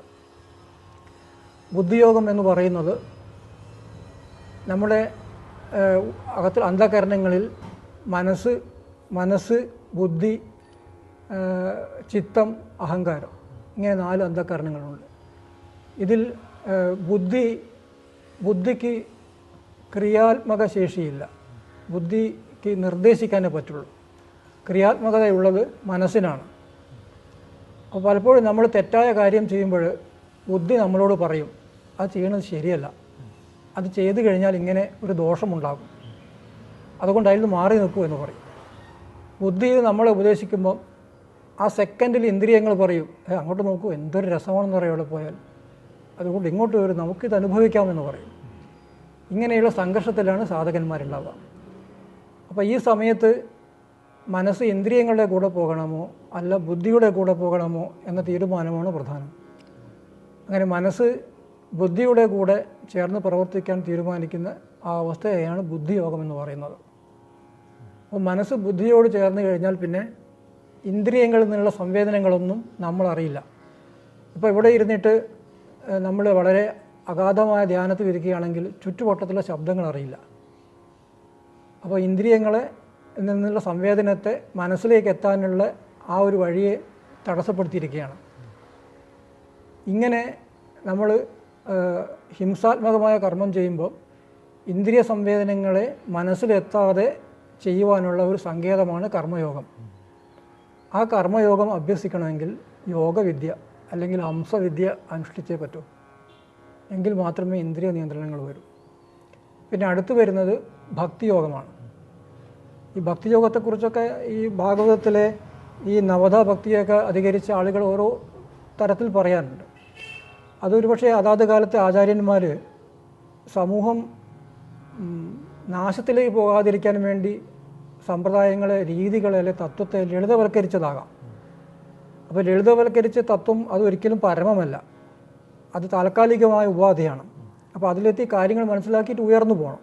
അതിനു വേണ്ടിയാണ് ലളിതവൽക്കരിച്ചത്. എന്നാൽ ഇത് കണ്ടുവരുന്നത് അതല്ല. നവോത്ഥാനഭക്തി പരമമാണ്. അല്ലെങ്കിൽ എന്നും രാവിലെ എഴുന്നേറ്റ് ക്ഷേത്രത്തിൽ പോയിട്ട് തൊഴുതു ഭക്തിപൂർവ്വം പ്രാർത്ഥിച്ചു വരിക, അങ്ങനെ ചെയ്യുന്ന കാര്യങ്ങളൊക്കെ ഭക്തിയോഗം എന്ന നിലയിലാണ് വിവക്ഷിച്ച് വരുന്നത്. എന്നാൽ ഇതൊരിക്കലും ശരിയല്ല. ഭഗവത്ഗീതയിലെ 12-ാമത്തെ അധ്യായത്തിൽ ഉത്തമ ഭക്തൻ്റെ ലക്ഷണങ്ങൾ പറയുന്നുണ്ട്. അവിടെ ആണ് ഭക്തിയോഗം പറയുന്നത്. ഭക്തി എന്ന് പറയുന്നത് ശരിക്ക് അഖണ്ഡ സ്മരണയാണ്.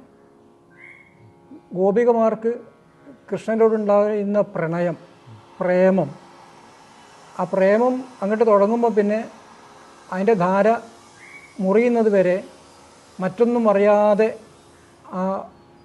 അതിൽ തന്നെ സ്മൃതി മനസ്സിങ്ങനെ ലയിപ്പിച്ചിരിക്കുന്ന ഒരവസ്ഥയുണ്ട്. അതിനെയാണ് ഭക്തി എന്ന് പറയുന്നത്. നാരദ ഭക്തിസൂത്രത്തിൽ പറയുന്നതും അതിൻ്റെ സന്ദേശവും ഇതൊക്കെ തന്നെയാണ്. അപ്പോൾ ആ ഭക്തിയെ നമ്മൾ യോഗമാക്കി അഭ്യസിക്കുമ്പോഴാണ് ഭക്തിയോഗം ഉണ്ടാകുന്നത്. ഈ ഭക്തിയോഗത്തിൻ്റെ അഭ്യാസക്രമം ഭാഗവതം ഏകാദശ സ്കന്ധത്തിൽ പറഞ്ഞിട്ടുണ്ട്. അതിനകത്ത് പറയുന്നത് ഹംസവിദ്യ തന്നെയാണ്. ആ ഭാഗം വായിച്ചാൽ നമുക്കറിയാം, ഹംസസാധകന് വളരെ പ്രകടമായിട്ട് മനസ്സിലാവും ഭക്തിയോഗം എന്ന പേരിൽ ഭാഗവതത്തിൽ അവതരിപ്പിച്ചത് ഹംസവിദ്യ മാത്രമാണ്. പിന്നെ വരുന്നത് ജ്ഞാനയോഗമാണ്. ജ്ഞാനയോഗം എന്ന് പറയുന്നത് സത്യത്തിൽ ജ്ഞാനവീഥി എന്നാണ് യോഗശാസ്ത്രത്തിൽ നമ്മൾ ഉപയോഗിക്കുന്ന പദം. അതായത് ഒരു ആൾ ചിത്തവൃത്തി നിരോധം ഉണ്ടായിക്കഴിഞ്ഞാൽ പിന്നീട് അങ്ങോട്ടുള്ള കൈവല്യം വരെയുള്ള സഞ്ചാരത്തിൻ്റെ പാതയാണ് ജ്ഞാനവീഥി എന്ന് പറയുന്നത്. അപ്പോൾ ഇപ്പോൾ ജ്ഞാനയോഗം എന്ന് പറയുന്നത് നടക്കുന്നത് വേദാന്തികളാണ് കൂടുതലും. ഈ വേദാന്തം എന്ന് പറയുന്നത് ശുഷ്കമായിട്ടുള്ള ഒരു ചിന്തയും പ്രവർത്തനങ്ങളൊക്കെ ആയിട്ടാണ് നമുക്ക് അനുഭവപ്പെടുന്നത്. അതുകൊണ്ട് ജ്ഞാനയോഗം എന്ന വാക്ക് അവരാണെന്ന് കൂടുതൽ കൈയാളുന്നത് അതിൻ്റെ യഥാർത്ഥ അർത്ഥത്തിലല്ല. അതുകൊണ്ട് തന്നെ ആ പദം ഇന്ന് പ്രചരിപ്പിക്കപ്പെട്ടിരിക്കുന്നത്. അപ്പോൾ ഈ ഏത് യോഗമായാലും ആ യോഗത്തിൻ്റെ അടിസ്ഥാനം ഹംസവിദ്യയാണ്. അതുകൊണ്ടാണ് യോഗമാർഗം എന്നുള്ളത് ഒരു മാർഗമേ ഉള്ളൂ എന്ന് നേരത്തെ പറഞ്ഞിട്ടുള്ളത്. ഏതൊരു യോഗമാർഗത്തിനും അതിൻ്റെ ഒരു ബേസ് ആയിട്ടൊരു ഗ്രന്ഥം ഉണ്ടാവുമല്ലോ, അതിൻ്റെ എല്ലാ കാര്യങ്ങളും വിശദീകരിച്ചിരിക്കുന്നത്. അപ്പം ഹംസവിദ്യയുടെ പ്രാമാണിക ഗ്രന്ഥം എന്ന് പറയുന്നത് ഏതാണ്? നമ്മൾ ഒരു സാധനാ രീതിക്ക് ഗ്രന്ഥപ്രമാണത്തെ അവലംബിക്കേണ്ടി വരുന്നത് അനുഷ്ഠിക്കുന്ന സാധനാ രീതിയുടെ പോരായ്മയാണ്. അപ്പോൾ ഹംസവിദ്യ ഉപദേശമായി കിട്ടി അത് സാധനയായി അനുഷ്ഠിച്ചു വരുന്ന ഒരാൾക്ക് സത്യത്തിൽ ഒരു ഗ്രന്ഥത്തെ ആശ്രയിക്കേണ്ട ഒരു കാര്യവുമില്ല. അതായത് പുസ്തകജ്ഞാനം മസ്തകജ്ഞാനം എന്ന് പറയാറുണ്ട്. ഹംസവിദ്യയിൽ നമുക്ക് ലഭിക്കുന്നത് മസ്തകജ്ഞാനമാണ്, പുസ്തകജ്ഞാനമല്ല. എന്നിരുന്നാലും ഇന്നത്തെ ഒരു രീതി അനുസരിച്ച് പ്രസക്തമായൊരു ചോദ്യമാണ് ഹംസവിദ്യയുടെ പ്രാമാണിക ഗ്രന്ഥം ഏത് എന്ന് ചോദിച്ചാൽ തിരിച്ചങ്ങോട്ടൊരു ചോദ്യമേ ചോദിക്കാനുള്ളൂ. ഹംസവിദ്യ പരാമർശിക്കാത്തതായിട്ട് ഏത് ഗ്രന്ഥമുണ്ട്? എന്താ കാര്യം എന്ന് വെച്ചാൽ നമ്മുടെ ധർമ്മത്തിൻ്റെ മൂലമാണ് ഹംസവിദ്യ. എല്ലാ ഗ്രന്ഥങ്ങളിലും കാണാം. പക്ഷെ അത് കണ്ട് മനസ്സിലാവണമെങ്കിൽ എന്ത് ചെയ്യണം എന്ന് ചോദിച്ചാൽ, അപ്പോൾ നമ്മളിപ്പം നടന്നു പോകുമ്പോൾ ഒരു മഞ്ഞ നിറത്തിലുള്ള ഒരു ലോഹം കാലിന് തട്ടിയാൽ അത് സ്വർണ്ണമാണ് എന്ന് ഉറപ്പിക്കുന്നത് തട്ടാനാണ്, അല്ലെങ്കിൽ അത് സംബന്ധിച്ചുള്ള അറിവുള്ള ഒരാളാണ്. അതേപോലെയാണ് ഹംസവിദ്യയുടെ കാര്യം. അപ്പം ഭഗവത്ഗീതയിലെ അഭ്യാസ യോഗത്തിൽ പറയുന്നത് ഞാൻ നേരത്തെ പറഞ്ഞില്ലേ, പ്രാണനെ അപാനനെയും സമീകരിക്കുന്ന വിദ്യ, അതിനെക്കുറിച്ച് അതിനകത്ത് പറയുന്നുണ്ട്. പിന്നെ സാധനയ്ക്ക് ഇരിക്കുന്ന സമം കായ ശിരഗ്രീവം ധാരയന്നചലം സ്ഥിരം സംപ്രേക്ഷ്യ നാസികാഗ്രം സ്വം ദിശശ്ചാനവലോകയൻ. ഇത് ഹംസസാധനയാണ്. പിന്നെ ബ്രഹ്മവിദ്യോപനിഷത്ത് എന്ന പേരിൽ പറയുന്ന ഉപനിഷത്ത് മുഴുവൻ ഹംസവിദ്യയെക്കുറിച്ചാണ് പറയുന്നത്. യോഗശിഖ ഉപനിഷത്തുണ്ട്. പക്ഷേ യോഗശിഖ ഉപനിഷത്ത് അന്തസാര ഗ്രന്ഥമാണ്. അതിനകത്ത് നേരത്തെ പറഞ്ഞിട്ടുള്ള ശാരീരിക യോഗത്തെക്കുറിച്ച് പറയുന്നുണ്ട്. അത് നമ്മൾ നിരാകരിക്കുകയും ശുദ്ധയോഗത്തിൻ്റെ മാർഗത്തെ സ്വീകരിക്കുകയും വേണം. പിന്നെ കഠോപനിഷത്തിൽ പറയുന്നു, ഊർധ്വം പ്രാണമുന്നയത്യപാനം പ്രതിഗസ്യതി തസ്യേവാമനമാസീനം വിശ്വേ ദേവാ ഉപാസത്തെ. കഠോപനിഷത്തിൻ്റെ പാശ്ചാത്തലം എന്ന് പറയുന്നത് ജനിമൃതികളുടെ രഹസ്യം തേടി നചികേതസ് കാലനെ ചെന്ന് കാണുകയാണ്. കാലൻ എന്ന് പറയുമ്പോൾ നമ്മുടെയൊക്കെ മനസ്സിൽ ഉണ്ടാകുന്ന സങ്കല്പം പോത്തിൻ്റെ പുറത്ത് കയറുമായി ചുറ്റിപ്പോകുന്ന ആൾ എന്നാണ്. എന്നാൽ ദുഷ്ടൻ എന്ന് പറയുന്നത് ഒരാൾ നമ്മൾ പറയുന്നത് അങ്ങേര് ദുഷ്ടത പ്രവർത്തിപ്പിക്കുമ്പോൾ അല്ലെങ്കിൽ പ്രചരിപ്പിക്കുമ്പോഴാണ് അല്ലേ. അതേപോലത്തെയാണ് കാലൻ എന്ന് പറയുന്നത്. കാലത്തെ ഉണ്ടാക്കുന്നവനാണ് കാലൻ. അപ്പോൾ നമ്മുടെയൊക്കെ അകത്ത് കാലത്തെ ഉണ്ടാക്കുന്നത് ശ്വാസമാണ്. അപ്പോൾ നമ്മുടെ മനുഷ്യ ശരീരം എന്ന് പറയുന്നത് പ്രപഞ്ചത്തിൻ്റെ ഒരു കൊച്ചു പതിപ്പാണ്. അപ്പം വ്യഷ്ടി പ്രപഞ്ചം ശരീരവും യൂണിവേഴ്സ് എന്ന് പറയുന്നത് സമഷ്ടി പ്രപഞ്ചവുമാണ്. അപ്പോൾ സാധനയിൽ പ്രത്യേകിച്ച് ഉപനിഷത്ത് പോലുള്ള യോഗ ഉപനിഷത്ത് പോലുള്ള ഗ്രന്ഥങ്ങളിൽ പ്രപഞ്ചം എന്ന് പറയുമ്പോൾ അത് വ്യഷ്ടി പ്രപഞ്ചത്തെ മാത്രമാണ്. അപ്പം ഈ യോഗ സൂത്രത്തിലെ പ്രകൃതി പുരുഷ സങ്കല്പം വരുമ്പോഴും അതിൻ്റെ പ്രയോഗം നമ്മുടെ വ്യഷ്ടി ശരീരത്തിലാണ്. അപ്പോൾ ഈ ശരീരത്തിൽ കാലത്തെ ഉണ്ടാക്കുന്നത് ശ്വാസമാണ്. ശ്വാസം എന്ന് പറഞ്ഞാൽ ചലനമാണ്. ചലനമില്ലെങ്കിൽ കാലമില്ല. അപ്പം കാലനെ കാണാൻ പോയി ഈ രഹസ്യം തേടി എന്ന് പറഞ്ഞതിൻ്റെ അന്തരാർത്ഥം എന്ന് പറയുന്നത് നചികേതസ് യോഗവിദ്യ തേടിപ്പോയി എന്ന് തന്നെയാണ്. ശ്വാസത്തെ ആധാരമാക്കിയിട്ടുള്ള വിദ്യ. അപ്പോൾ അതിൽ പറയുന്നത് മുഴുവൻ യോഗരഹസ്യങ്ങൾ തന്നെയാണ്. കുറച്ച് ദാർശനികമായിട്ടുള്ള വിഷയങ്ങൾ കടന്നു വന്നിട്ടുണ്ട്. പിന്നെ നേരത്തെ ഞാൻ പറഞ്ഞു മുണ്ഡകോപനിഷത്തിൽ പറയുന്നുണ്ട് ഹംസവിദ്യയെക്കുറിച്ച്, പരാവിദ്യയെക്കുറിച്ചാണ് പറയുന്നത്. ഈ പരാവിദ്യയ്ക്ക് വേറൊരു സവിശേഷതയുണ്ട്. പരാവിദ്യ ഒരിക്കലും വൈദിക മാർഗത്തെ അംഗീകരിച്ചിട്ടില്ല. വൈദിക മാർഗം വേറെയാണ്, യോഗമാർഗം വേറെയാണ്. കാലക്രമത്തിൽ ഇത് സമ്മിശ്രമായി മാറി എന്നുള്ളത് സത്യമാണ്. അതിൻ്റെ ദോഷഫലങ്ങളാണ് നമ്മളിന്ന് അനുഭവിക്കുന്നത്. പരാവിദ്യയെ അതിന് സ്വതന്ത്രമായി ഫ്ലറിഷ് ചെയ്യാൻ വേണ്ടിയിട്ട് ഒരു കാലത്തും അനുവദിച്ചിരുന്നില്ല. അതുകൊണ്ടാണ് അങ്ങനെയൊക്കെ പറ്റിയിട്ടുള്ളത്. അപ്പോൾ എന്ത് തന്നെയായാലും നമ്മളൊക്കെ വായിക്കുന്ന ഗ്രന്ഥങ്ങളിലൊക്കെയും ഹംസവിദ്യയെ കാണാനുണ്ട്.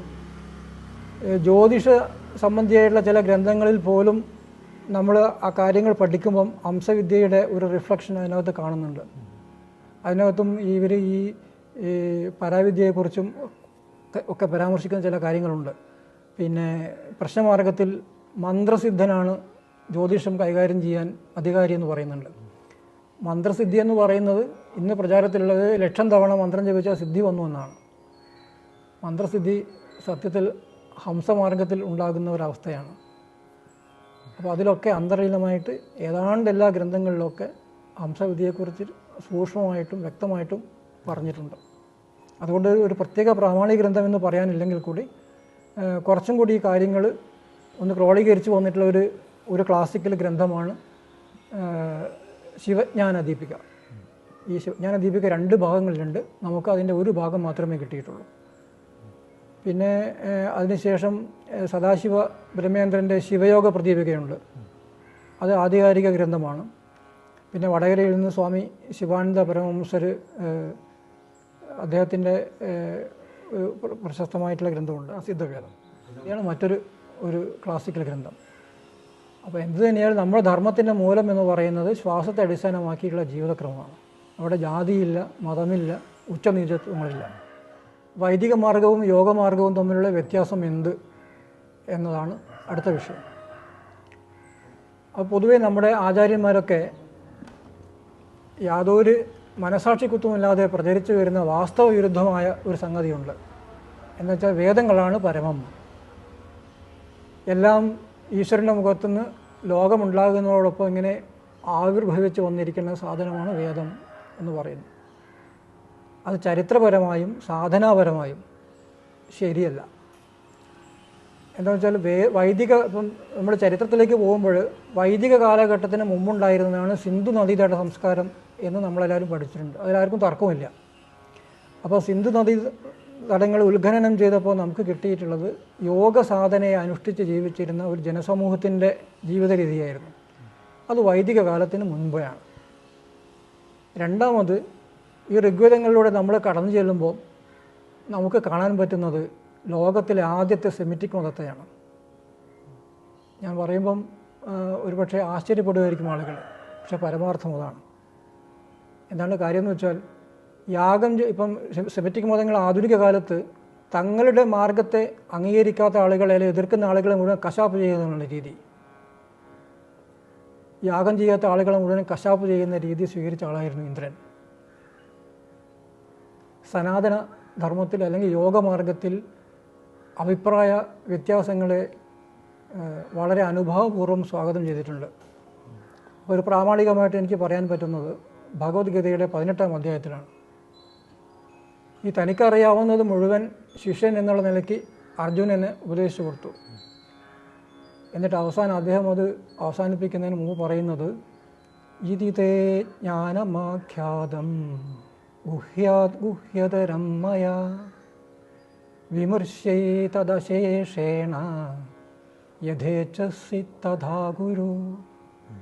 എനിക്ക് പറയാനുള്ള എന്തെല്ലാം അറിവ് നിന്നോട് പറയാനുണ്ടോ, നിനക്ക് പകർന്നു തരുവാനുണ്ടോ, അതൊക്കെ തന്നിരിക്കുന്നു. എൻ്റെ ഡ്യൂട്ടി കഴിഞ്ഞു. നിൻ്റെ ബോധ്യം എന്തോ അതനുസരിച്ച് നീ നിരാകരിക്കുക അല്ലെങ്കിൽ സ്വീകരിക്കുക. ഇതാണ് സനാതനധർമ്മത്തിൻ്റെ രീതി. ഈ രീതി നമുക്ക് വേദങ്ങളിൽ കാണാൻ സാധിക്കില്ല. അപ്പോൾ വൈദിക സംസ്കൃതി ശരിക്കും നിഷ്പക്ഷമായിട്ട് വിശകലനം ചെയ്തു കഴിഞ്ഞാൽ ഭാരതത്തിൻ്റെ സാംസ്കാരികവും രാഷ്ട്രീയവുമായിട്ടുള്ള പുരോഗതിയെ തടസ്സപ്പെടുത്തുക ചെയ്തു. അത് ഏതർത്ഥത്തിൽ വെച്ചാൽ ഞാൻ ചെറിയൊരു ഉദാഹരണം പറയാം.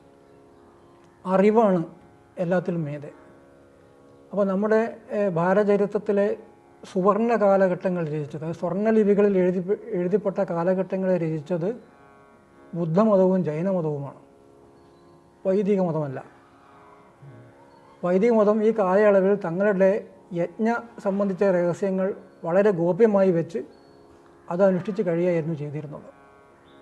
ഈ രീതി യോഗിക്ക് സ്വീകാര്യമല്ല. യോഗി അറിവുകൾ വാരി വിതറുന്നവനാണ്, ഗോപ്യമാക്കി വെക്കുന്നവനല്ല. തനിക്കറിയുന്ന കാര്യങ്ങൾ നിർലോഭം യോഗ്യരായ ആളുകൾക്ക് പറഞ്ഞു കൊടുക്കും. അപ്പോൾ അതുകൊണ്ട് വൈദിക മാർഗവും യോഗമാർഗവും രണ്ടായി വന്നത്. പക്ഷേ കാലക്രമത്തിൽ ഈ രണ്ട് സമ്പ്രദായങ്ങൾ തമ്മിലുള്ള തർക്കങ്ങൾ വിവിധ കാലഘട്ടങ്ങളിൽ ഉണ്ടായിട്ടുണ്ട്. വേദപ്രാമാണ്യത്തെ അംഗീകരിക്കാത്ത യാതൊന്നിനെയും വൈദിക ബ്രാഹ്മണർ അംഗീകരിച്ചിരുന്നില്ല. ഞാൻ ഇതുവരെ ഒരു പക്ഷേ ആരും പറഞ്ഞിട്ടില്ലാത്ത ഒരു കാര്യം ഞാൻ പറയാം. നമ്മുടെ പൗരാണികമായിട്ടുള്ള വിജ്ഞാനങ്ങൾ, ഉദാഹരണത്തിന് ആസ്ട്രോണമിയിൽ വിജയത്തിൻ്റെ കൊടിക്കൂറ പാടിച്ച പാരമ്പര്യം ഭാരതത്തിനുണ്ട്. അതിൽ എടുത്തു പറയത്തക്ക ഒരു വ്യക്തിത്വമാണ് ആര്യഭടൻ. ആര്യഭടീയത്തിൽ കാലക്രിയാവാദം എന്ന് പറഞ്ഞ 3-ാമത്തെ ഒരു അധ്യായമുണ്ട്. അപ്പോൾ ഞാനിത് പറയാൻ കാരണം എന്ന് വെച്ചാൽ ഭാരതീയ കാലഗണനയിൽ വലിയ പിഴവ് സംഭവിച്ചിട്ടുണ്ട്. എന്താ വെച്ചാൽ മനുഷ്യവർഷം, ദേവവർഷം എന്നിങ്ങനെ കാലത്തെ 2 തരമായിട്ട് വിഭജിച്ചിട്ടുണ്ട് അവർ. അതിൻ്റെ പിന്നിൽ നിക്ഷിപ്ത താല്പര്യമാണ്. അപ്പോൾ അതുകൊണ്ട് കുറഞ്ഞ പ്രയാസങ്ങളൊന്നുമല്ല നമുക്കുണ്ടായിട്ടുള്ളത്.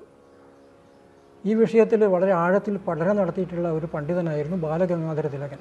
അദ്ദേഹത്തിൻ്റെ ആർട്ടിക് ഹോം ഇൻ വേദാസ് എന്ന് പറഞ്ഞ പുസ്തകം വായിച്ചാൽ ഇത് സംബന്ധിച്ചുള്ള വളരെ വിശദമായിട്ടുള്ള അറിവ് നമുക്ക് കിട്ടും.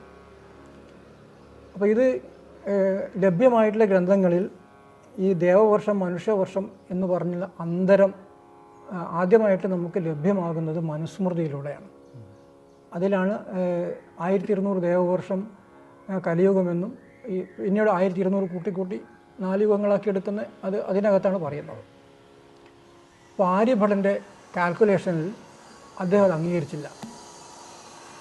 അദ്ദേഹം യുഗത്തെ വിഭജിച്ചപ്പം ഒരു യുഗത്തിന് 3000 വർഷം പഴക്കം, 3000 വർഷമാണ് പറഞ്ഞിരിക്കുന്നത്.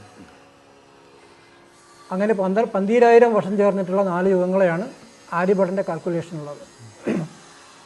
ഇതിങ്ങനെ കാൽക്കുലേറ്റ് ചെയ്യപ്പെട്ടതായിട്ട് നമുക്ക് ഒരു രേഖയും ലഭ്യമല്ല. പക്ഷേ ഈ ക്രിമിനോളജിയെക്കുറിച്ച് പറയാനുണ്ട്. ഒരാൾ കുറ്റകൃത്യം ചെയ്തു പോയാൽ അത് തെളിയാനുള്ള എന്തെങ്കിലും ഒരു തെളിവ് എവിടെയെങ്കിലും അവശേഷിക്കും. അതേപോലെ ഒരു ക്രിമിനോളജി ഇതിൻ്റെ പുറകിലുണ്ട്. അതെന്താണെന്ന് വെച്ചാൽ ആര്യഭടൻ്റെ ശേഷം 100 കൊല്ലം കഴിഞ്ഞ് പിന്നീട് പ്രശസ്തനായിട്ടുള്ള ഒരു ജ്യോതിശാസ്ത്ര പണ്ഡിതനുണ്ടായിരുന്നു, ബ്രഹ്മഗുപ്തൻ. അദ്ദേഹം ഒരു പക്കാ വൈദിക മാർഗത്തിൻ്റെ ഫോളോവറായിരുന്നു. അപ്പോൾ ആര്യഭടൻ്റെ കാലഗണന ഒരു യുഗത്തിന് 3000 വർഷമാണ് ഉള്ളത് എന്ന കാലഗണന നടത്തിയതുകൊണ്ട് ബ്രഹ്മഗുപ്തൻ ആര്യഭട്ടനെ മരപ്പുഴു എന്ന പേര് പറഞ്ഞ് അവഹേളിക്കുന്നുണ്ട്. അപ്പോൾ ഈ കാലഘട്ടത്തിലാണ് ആൽബറൂണി എന്ന് പറഞ്ഞ പേർഷ്യൻ വിദേശ സഞ്ചാരി ഭാരതത്തിൽ വന്നിരുന്നത്. അദ്ദേഹം ഇത് കേൾക്കുകയും തൻ്റെ സഞ്ചാരക്കുറിപ്പിൽ ഇത് രേഖപ്പെടുത്തുകയും ചെയ്തിട്ടുണ്ട്. അപ്പോൾ ആര്യഭട്ടൻ്റെ കാലഗണനയിൽ ഒരു യുഗത്തിൽ 3000 വർഷമേ ഉള്ളൂ എന്നുള്ളത് വ്യക്തമായില്ലേ? ഇനി നിങ്ങൾ ആര്യഭടീയത്തിലെ കാലക്രിയാപാദത്തിൽ സഞ്ചരിച്ചാൽ മനുസ്മൃതിയിലെ കാലഗണന അതേപോലെ ഇതിനകത്ത് കാണാം. ഇതിലേതായിരിക്കും ശരി? അപ്പോൾ അറിവിനെ ഭയപ്പെട്ടിരുന്നതാണ് വൈദിക മാർഗം. അറിവിൽ ആനന്ദിക്കുന്നതാണ് യോഗമാർഗം. പിന്നെ ഒരുപാട് പറയാണ്ട് ഇതിനകത്ത്.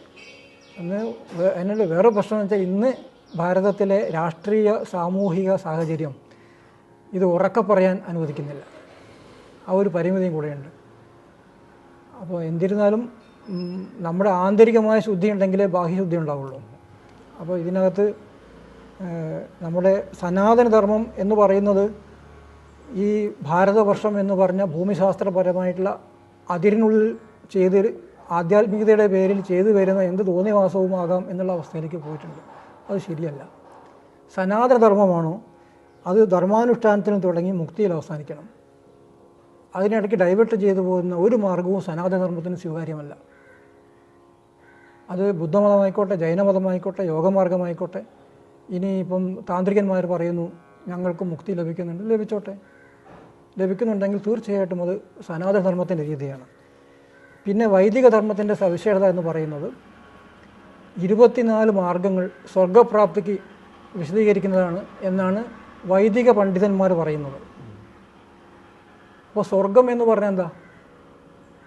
സ്വർഗത്തിൽ ചെന്ന് കഴിഞ്ഞിട്ട് നമ്മുടെ ഡെപ്യൂട്ടേഷൻ കഴിഞ്ഞാൽ പറഞ്ഞ് തിരിച്ച് താഴേക്ക് വരും. അപ്പം മുക്തിയില്ല അതിനകത്ത്, ഭൗതികമാണ്. ഭഗവത്ഗീതയിൽ ഈ കാര്യം പറയുന്നുണ്ട്. ഭഗവത്ഗീത വേദങ്ങളെ നിരാകരിക്കുന്ന ഗ്രന്ഥമാണ്. മുണ്ടകോപനിഷത്ത് അതിലും രൂക്ഷമായ വേദങ്ങളെ നിരാകരിക്കുന്ന ഗ്രന്ഥമാണ്. പക്ഷേ അതിനകത്ത് ഒരു ശ്ലോകമുണ്ട് വേദത്തെ ന്യായീകരിക്കുന്നത്. അതെങ്ങനെ വന്നു ഞാൻ പറയണ്ടല്ലോ. അപ്പോൾ ഇങ്ങനെ അറിവിൽ ധാരാളം കൃത്രിമമായിട്ടുള്ള കാര്യങ്ങൾ പാക്ക് ചെയ്ത് വിട്ട ഒരു ദയനീയ അവസ്ഥയെ നമ്മൾ അഭിമുഖീകരിക്കുന്നുണ്ട്. ഇന്ന് നമുക്ക് കിട്ടുന്ന ഈ ഗ്രന്ഥങ്ങളൊക്കെ ക്രോഡീകരിക്കപ്പെട്ടത് വിജയനഗര സാമ്രാജ്യത്തിലെ ഹരിഹരൻ ബുക്കൻ എന്ന പേരായിട്ടുള്ള ഈ ചക്രവർത്തിമാരുടെ കാലഘട്ടത്തിലായിരുന്നു. അതിൽ നേതൃത്വം കൊടുത്തത് സായണാചാര്യൻ, അദ്ദേഹത്തിൻ്റെ സഹോദരൻ മായണൻ. ഇവർ രണ്ടുപേരും ആധ്യാത്മിക എന്ന് പറയാവുന്ന ഒരു, സത്യത്തിൽ ആധ്യാത്മിക ഭൗതികം രണ്ട് ഭേദമില്ല, പറയാവുന്ന രംഗത്തായിരുന്നു. പിന്നെ ഇവരുടെ മൂന്നാമത്തെ ഒരു സഹോദരനായിരുന്നു മാധവൻ വിജയനഗര സാമ്രാജ്യത്തിലെ ഹരിഹരൻ്റെയും ബുക്കൻ്റെയും പ്രധാനമന്ത്രിയായിരുന്നു. അദ്ദേഹം വൈദികനായിരുന്നു. അദ്ദേഹമാണ് ശങ്കരാചാര്യരുടെ ജീവചരിത്രം, കേരളീയ ശങ്കര വിജയം രചിച്ചിട്ടുള്ള ആൾ. അതിനെ അടിസ്ഥാനമാക്കിയിട്ടാണ് ശങ്കരാചാര്യർ എന്നുള്ള മിത്ത് തന്നെയാണ് ഞാൻ പറയാൻ ധൈര്യപ്പെടുന്നത്, അവതരിപ്പിക്കപ്പെട്ടത്. മാധവൻ പിന്നീട് മാധവാചാര്യ ആയിട്ട് ശൃംഗേരി മഠത്തിൻ്റെ അധിപതിയായിട്ട് മാറിയിട്ടുണ്ട്. അപ്പോൾ ഇങ്ങനെ വൈദികമായിട്ടുള്ള ഒരു വല്ലാത്തൊരു അടിമത്തത്തിനുള്ളിൽ നമ്മുടെ ബൗദ്ധിക മണ്ഡലം ഇപ്പോഴും ഇരുത്തി വച്ചിരിക്കുകയാണ്. ആരോട് സംസാരിച്ചാലും വേദം എന്ന് പറഞ്ഞാൽ അതിനപ്പുറം ഒന്നുമില്ല. ബ്രഹ്മാണ്ടത്തിൻ്റെ ഒരു അതിര് പോലെയാണ് പറഞ്ഞിരിക്കുന്നത്. ഇത് യാഥാർത്ഥ്യമായിട്ട് ഒരു തരത്തിലും ചേർന്ന് പോകുന്നതല്ല. ഇത് നമ്മുടെ ഭൗതികവും ആധ്യാത്മികവുമായിട്ടുള്ള പുരോഗതിയെ തടസ്സപ്പെടുത്തും. ഭാരതത്തിൻ്റെ ചരിത്രത്തിൽ അങ്ങനെ തടസ്സപ്പെട്ടിട്ടുണ്ട്. ഇനിയും അതിന് അനർഹമായിട്ടുള്ള പ്രാധാന്യം കൊടുത്തു കഴിഞ്ഞാൽ സംഭവിക്കാൻ പോകുന്നത് നമുക്ക് ഒരു ഇരുളടഞ്ഞ ഭാവി തന്നെ ആയിരിക്കും.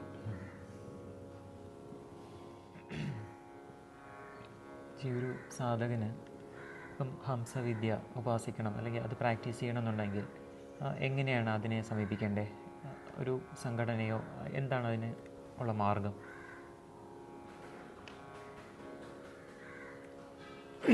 കേരളത്തിൽ ഹംസവിദ്യയുടെ പ്രചാരണം ആരംഭിച്ച ഭൈരവാനന്ദ സ്വാമിയുടെ കാലം മുതൽ ഗുരുകുല സമ്പ്രദായമാണ് നിലനിന്നിരുന്നത്.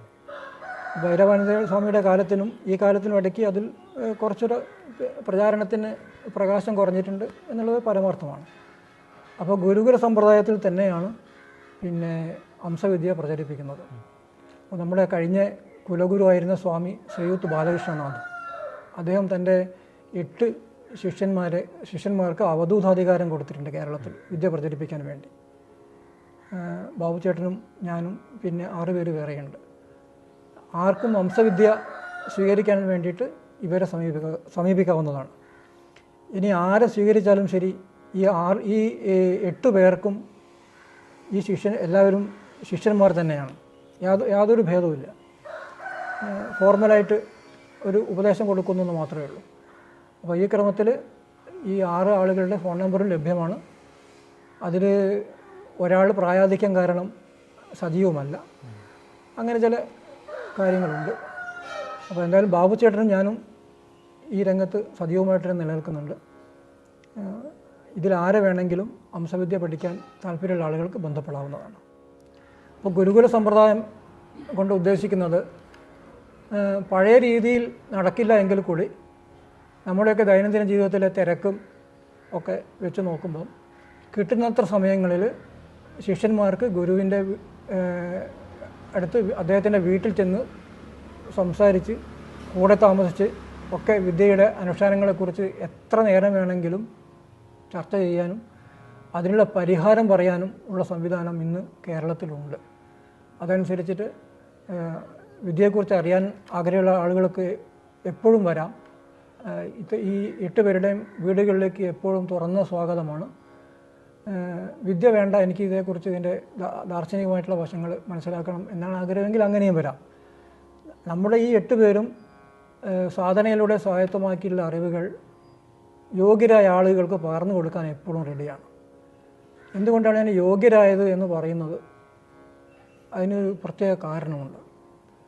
കാരണം നമ്മൾ ഈ വിദ്യ പകർന്നു കൊടുക്കുന്നത് പൂർണ്ണമായും സൗജന്യമായിട്ടാണ് നേരത്തെ പറഞ്ഞു കഴിഞ്ഞു. ബാബുചേട്ടൻ എന്നെയൊക്കെ പല സ്ഥലങ്ങളിൽ നിന്നും ആളുകൾ ഫോണിൽ വിളിക്കാറുണ്ട്. ഞാൻ നേരത്തെ ശ്രീവിദ്യാ മന്ത്രത്തിൻ്റെ കാര്യം പറഞ്ഞില്ലേ, ഷോഡശാക്ഷരി. നമ്മൾ എല്ലാ ദീക്ഷയും കൊടുക്കുന്ന പോലെ ഇതും ഫ്രീ ആയിട്ടാണ് കൊടുക്കുന്നത്. എന്നാൽ ഇത് വലിയൊരു ബിസിനസ് പ്രോഡക്റ്റാണെന്നാണ് മനസ്സിലാവുന്നത്. തമിഴ്നാട്ടിൽ നിന്നൊക്കെ ചില ആളുകൾ മുറി തമിഴും മലയാളവും ചേർത്ത് വിളിക്കുന്ന അനുഭവങ്ങൾ ഉണ്ടായിട്ടുണ്ട്. അവിടെ 5 ലക്ഷമാണ് ഇതിന് ഫീസ്.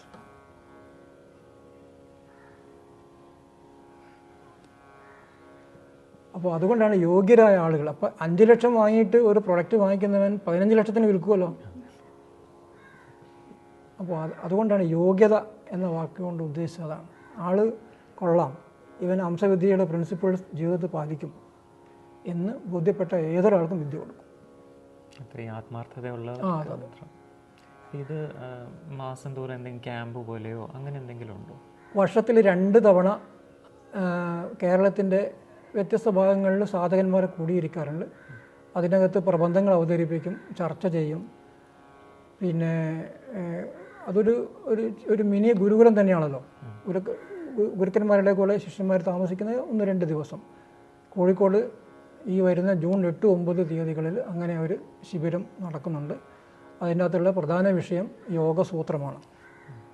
എന്താ വെച്ചാൽ അടുത്ത 2025 വർഷം യോഗസൂത്ര പ്രചാര വർഷമായി ആചരിക്കാനുള്ള തീരുമാനം ഹംസവിദ്യാ ഗുരുകുലം എടുത്തിട്ടുണ്ട്. അതിന് ചില സാഹചര്യങ്ങളുമുണ്ട്. അത് എന്താണ് അതിൻ്റെ ഒരു പ്രധാനപ്പെട്ട സാഹചര്യം എന്ന് വെച്ചാൽ, നേരത്തെ പറഞ്ഞു യോഗ എന്ന പേരിൽ ശാരീരിക വ്യായാമം ഏറെ പ്രചാരത്തിലുണ്ട്. എന്നാൽ ഇവരാരും തന്നെ പതഞ്ജലി മഹർഷിയുടെ യോഗസൂത്രം എന്താണ് എന്ന് മനസ്സിലാക്കാതെ യാഥാർത്ഥ്യങ്ങളുമായിട്ട് ബന്ധപ്പെടാത്ത ധാരാളം അബദ്ധങ്ങൾ പ്രചരിപ്പിക്കുന്നുണ്ട്. അപ്പോൾ പതഞ്ജലി മഹർഷിയും യോഗസൂത്രവും അവരുടെ സ്വത്താണ് എന്നുള്ള നിലയ്ക്കാണ് അവർ പറയുന്നത്. പറഞ്ഞോട്ടെ, നമുക്കതിന് കുഴപ്പമൊന്നുമില്ല. പക്ഷേ അതിനോട് നീതി പുലർത്തണം എന്ന് മാത്രമേ ഉള്ളൂ. എന്നാൽ അങ്ങനെയല്ല നടക്കുന്നത്.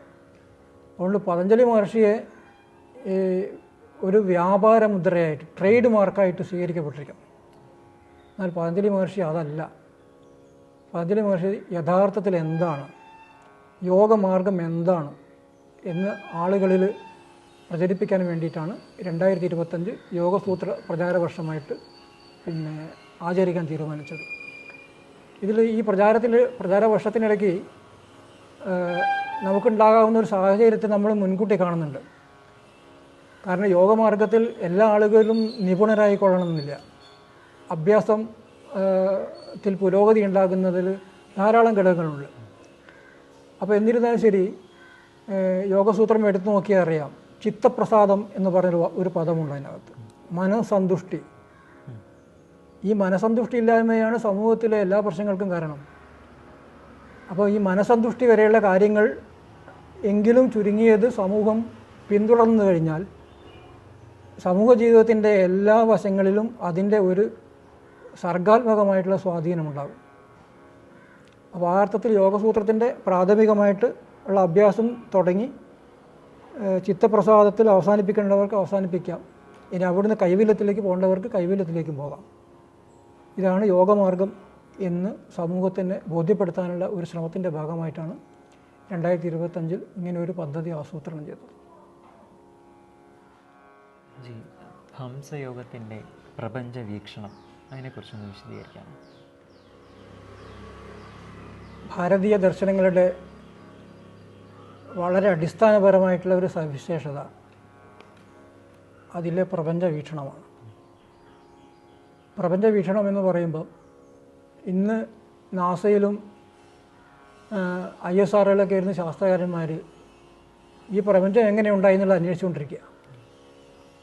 പൗരാണികരായ ഭാരതീയ ദാർശനികന്മാർ അന്ന് നടത്തിയിരുന്ന അന്വേഷണം ഇതുതന്നെയായിരുന്നു.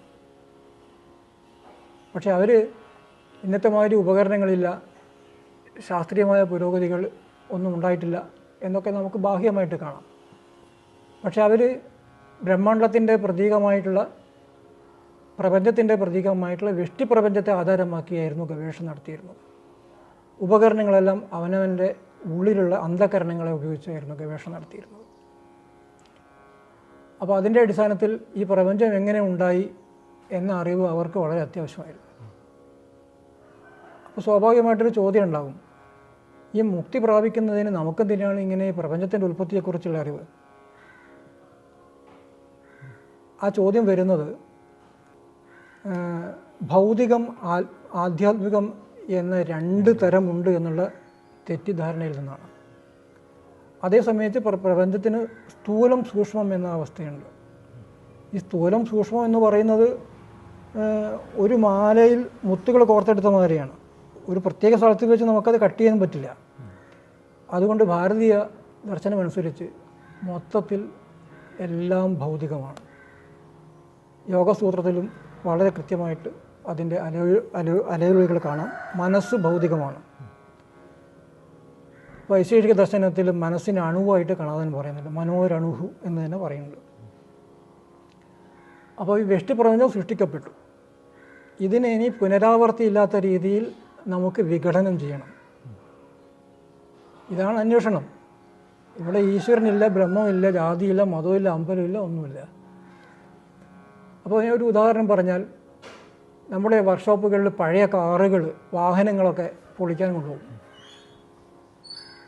അത് വർക്ക്ഷോപ്പ് നടത്താത്ത ഒരാളെടുത്ത് പൊളിക്കാൻ കൊണ്ടിട്ട് എങ്ങനെ ഉണ്ടാവും? ഒന്നും ചെയ്യാൻ പറ്റില്ലല്ലോ. വർക്ക്ഷോപ്പുകാരത് പൊളിക്കാൻ പറ്റുന്നത് എന്തുകൊണ്ടാണ്? അയാൾക്ക് ഇതെങ്ങനെ ഉണ്ടാക്കിയെന്നറിയാം. അപ്പോൾ ആ അറിവ് വെച്ചിട്ട് അയാൾ ഓരോ ഭാഗങ്ങൾ ഊരി ഊരി ഊരി ഊരി എറിഞ്ഞു കളയും. അതുകൊണ്ടാണ് യോഗ സാധകൻ പ്രപഞ്ച വീക്ഷണം ആവശ്യമായി വരുന്നത്.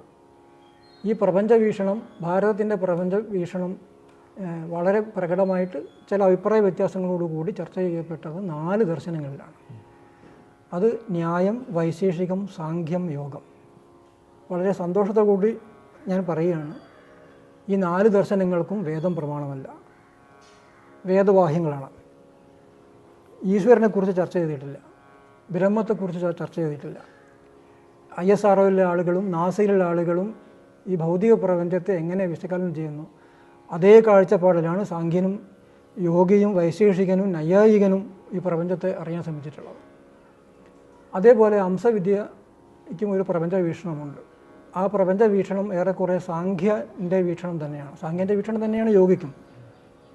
യോഗിയുടെ വീക്ഷണത്തിൽ നിന്ന് അല്പസ്വല്പം വ്യത്യാസത്തോടു കൂടിയാണ് വൈശേഷികൻ പറയുന്നത്. ഘടകങ്ങളുടെ എണ്ണത്തിലൊക്കെ വ്യത്യാസമുള്ളൂ. ഈ 4 ദർശനങ്ങളിലും അടിസ്ഥാനപരമായിട്ട് യോഗ സാധനയാണ് നിർദ്ദേശിച്ചിട്ടുള്ളത്. യോഗമാർഗമാണ് നിർദ്ദേശിച്ചിട്ടുള്ളത്. അപ്പം നമ്മളിത് പോകുമ്പോൾ ഒരു ഒരു ഒരു കമ്പോണൻറ്റിനെ വേണമെങ്കിൽ ഒന്നും കൂടി അധികം ഭാഗിക്കാം, അല്ലെങ്കിൽ കൂട്ടിച്ചേർത്ത് ഒരു കമ്പോണൻ്റ് ആക്കാം. ഈ ഒരു സ്വാതന്ത്ര്യം 4 ദാർശനികന്മാരും ഉപയോഗിച്ചിട്ടുണ്ട്. ഹംസവിദ്യ സാംഖ്യ ദർശനത്തോട് ചേർന്നുകൊണ്ട് പറയുന്നത് ഹംസത്തിൽ നിന്ന് നാദമുണ്ടായി, ഹംസത്തിൽ നിന്ന് നാദമുണ്ടായി, നാദത്തിൽ നിന്ന് നഭസ്സുണ്ടായി. നഭസ് എന്ന് പറഞ്ഞ ആകാശം. അത് സ്ഥൂലഭൂതങ്ങളും സൂക്ഷ്മഭൂതങ്ങളെക്കുറിച്ചാണ് പറയുന്നത്.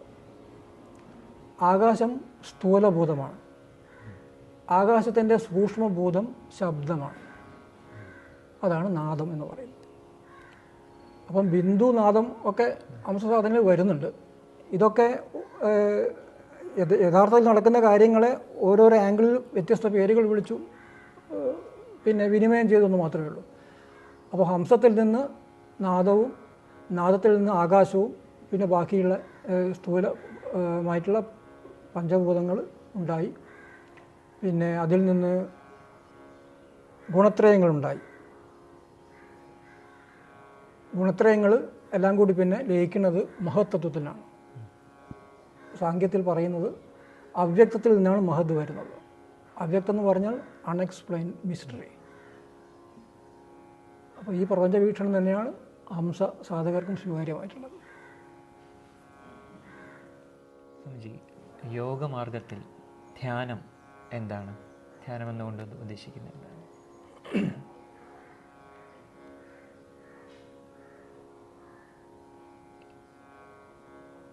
ധ്യാനത്തെക്കുറിച്ച് പറയുമ്പോൾ യോഗമാർഗത്തിൻ്റെ പ്രാമാണിക ഗ്രന്ഥങ്ങളിലൊന്നായി സ്വീകരിക്കപ്പെട്ടുള്ള യോഗസൂത്രത്തെക്കുറിച്ച് പരാമർശിക്കാതെ വയ്യ.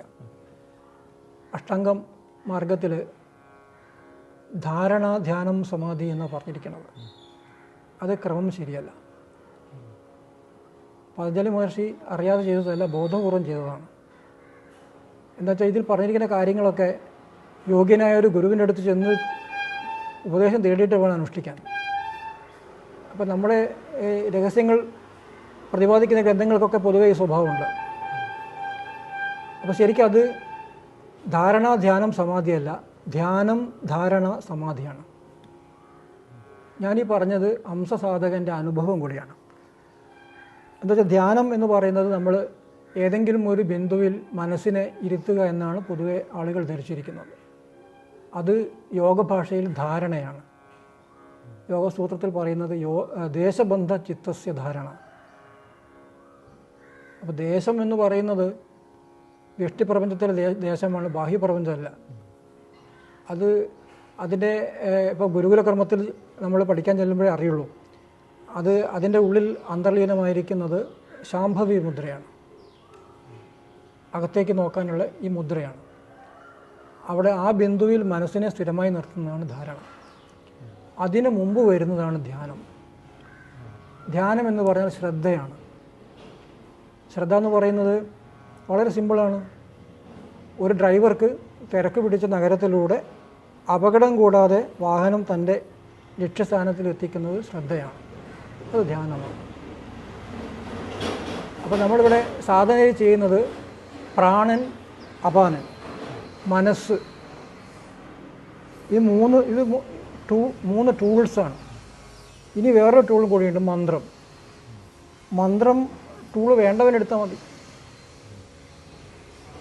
അത് മനസ്സ് പ്രാണനിലും അപാനനിലും മന്ത്രം എന്ന ടൂളിൻ്റെ സഹായമില്ലാതെ ചേർന്ന് പോകുന്നുണ്ടെങ്കിൽ മന്ത്രം വേണ്ട.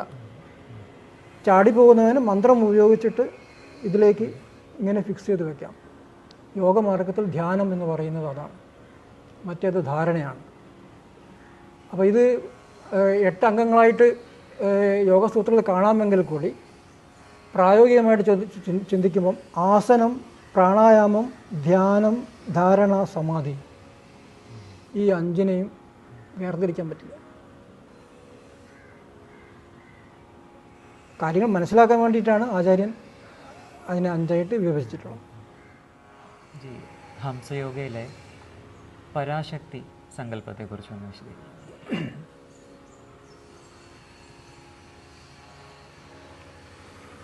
ഹംസസാധനയിൽ അവധൂതാധികാരം ലഭിച്ച സാധകൻ്റെ ദീക്ഷാനാമം ആരംഭിക്കുന്നത് ശ്രീയുത്ത് എന്ന പേരിലാണ്.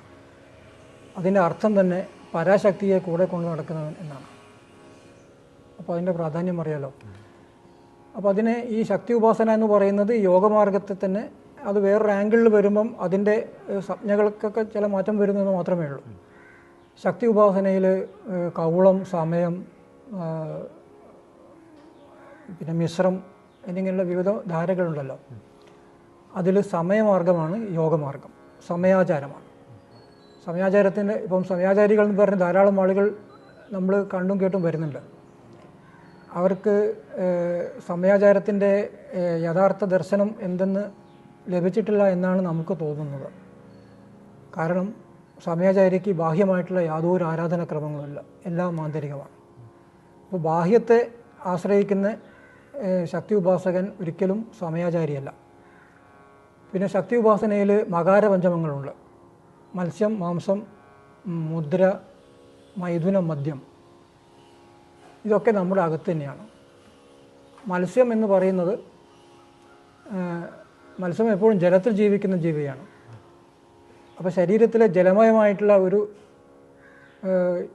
ഒരു അവയവമാണ് നാക്ക്. ഈ നാക്കാണ് മത്സ്യം. മാംസം എന്ന് പറയുന്നത് നേരത്തെ നമ്മൾ ഖേചരി മുദ്ര പറയുമ്പോൾ പറഞ്ഞു, കായാകാശത്തിലേക്ക് പ്രാണൻ്റെ സഞ്ചാരം തടയുന്ന ആ വാതിലാണ് മാംസം. അതിനെ ഈ ലംബികാ വിദ്യ ഉപയോഗിച്ച് മുട്ടി തുറക്കണം. മത്സ്യം, മാംസം, മുദ്ര. മുദ്ര എന്ന് പറയുന്നത് നമ്മൾ ജ്ഞാനമുദ്ര ഉപയോഗിക്കുന്നുണ്ട്. പിന്നെ ശാംഭവി മുദ്ര, ഖേചരി മുദ്ര. ഈ 3 മുദ്രകളാണ്. മത്സ്യം, മാംസം, മുദ്ര. മദ്യം.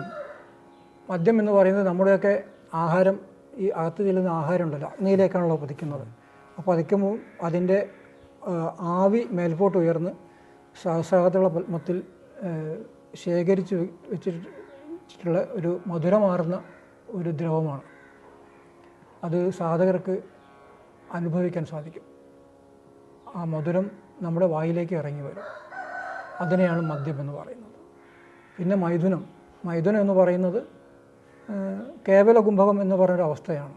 ആ അവസ്ഥയിൽ അടിയിലിരിക്കുന്ന ജീവൻ മുകളിൽ പരമാത്മാവിനോട് ചേർന്ന് ലയിച്ച് മൈഥുനം ചെയ്തിരിക്കുന്നു. ഇതാണ് ശക്തി ഉപാസനയുടെ സമയാചാര സങ്കല്പം. ഇത്രയും നേരം നമ്മൾ കേട്ടുകൊണ്ടിരുന്നത് ഹംസയോഗ എന്ന യോഗവിദ്യയെക്കുറിച്ചാണ്. സനാതനധർമ്മത്തിൻ്റെ അടിസ്ഥാനമായിട്ട് പറയപ്പെടുന്ന ഹംസവിദ്യയെക്കുറിച്ച് കൂടുതൽ നമ്മൾ സാധകരിലേക്ക് എത്തിക്കാൻ ഈ സത്സംഗം സാധിച്ചു എന്ന് വിശ്വസിക്കുകയാണ്. അപ്പം ഇത് കൂടുതൽ അറിയണം, അല്ലെങ്കിൽ ഹംസയോഗ എന്ന വിദ്യയെ കൂടുതൽ പഠിക്കണമെന്നും അതിനെ കൂടുതൽ ധ്യാനം, അതിനെ പരിശീലിക്കണം എന്ന് ആഗ്രഹിക്കുന്നവർക്ക് ഇതിൻ്റെ അവസാനം നമ്മൾ എല്ലാ യോഗാചാര്യന്മാരുടെയും ഫോൺ നമ്പർ തരുന്നതായിരിക്കും. കൂടുതൽ നിങ്ങൾക്ക് ഡയറക്റ്റായിട്ട് ബന്ധപ്പെട്ട് അവരുടെ നിർദ്ദേശങ്ങൾ സ്വീകരിക്കാവുന്നതാണ്. എന്നാൽ ഇത്രയും നേരം നമ്മളോട് ഈ ഹംസവിദ്യയെക്കുറിച്ച് കൂടുതൽ അഗാധമായിട്ട് നമ്മളോട് സംസാരിച്ചതിന് നിങ്ങൾക്ക് കോടി നന്ദി അർപ്പിക്കുകയാണ്. എന്താണ് നമ്മൾ സാധകരോട് അങ്ങേക്ക് നൽകാനുള്ള ഒരു സന്ദേശം എന്നോട് പറയണം?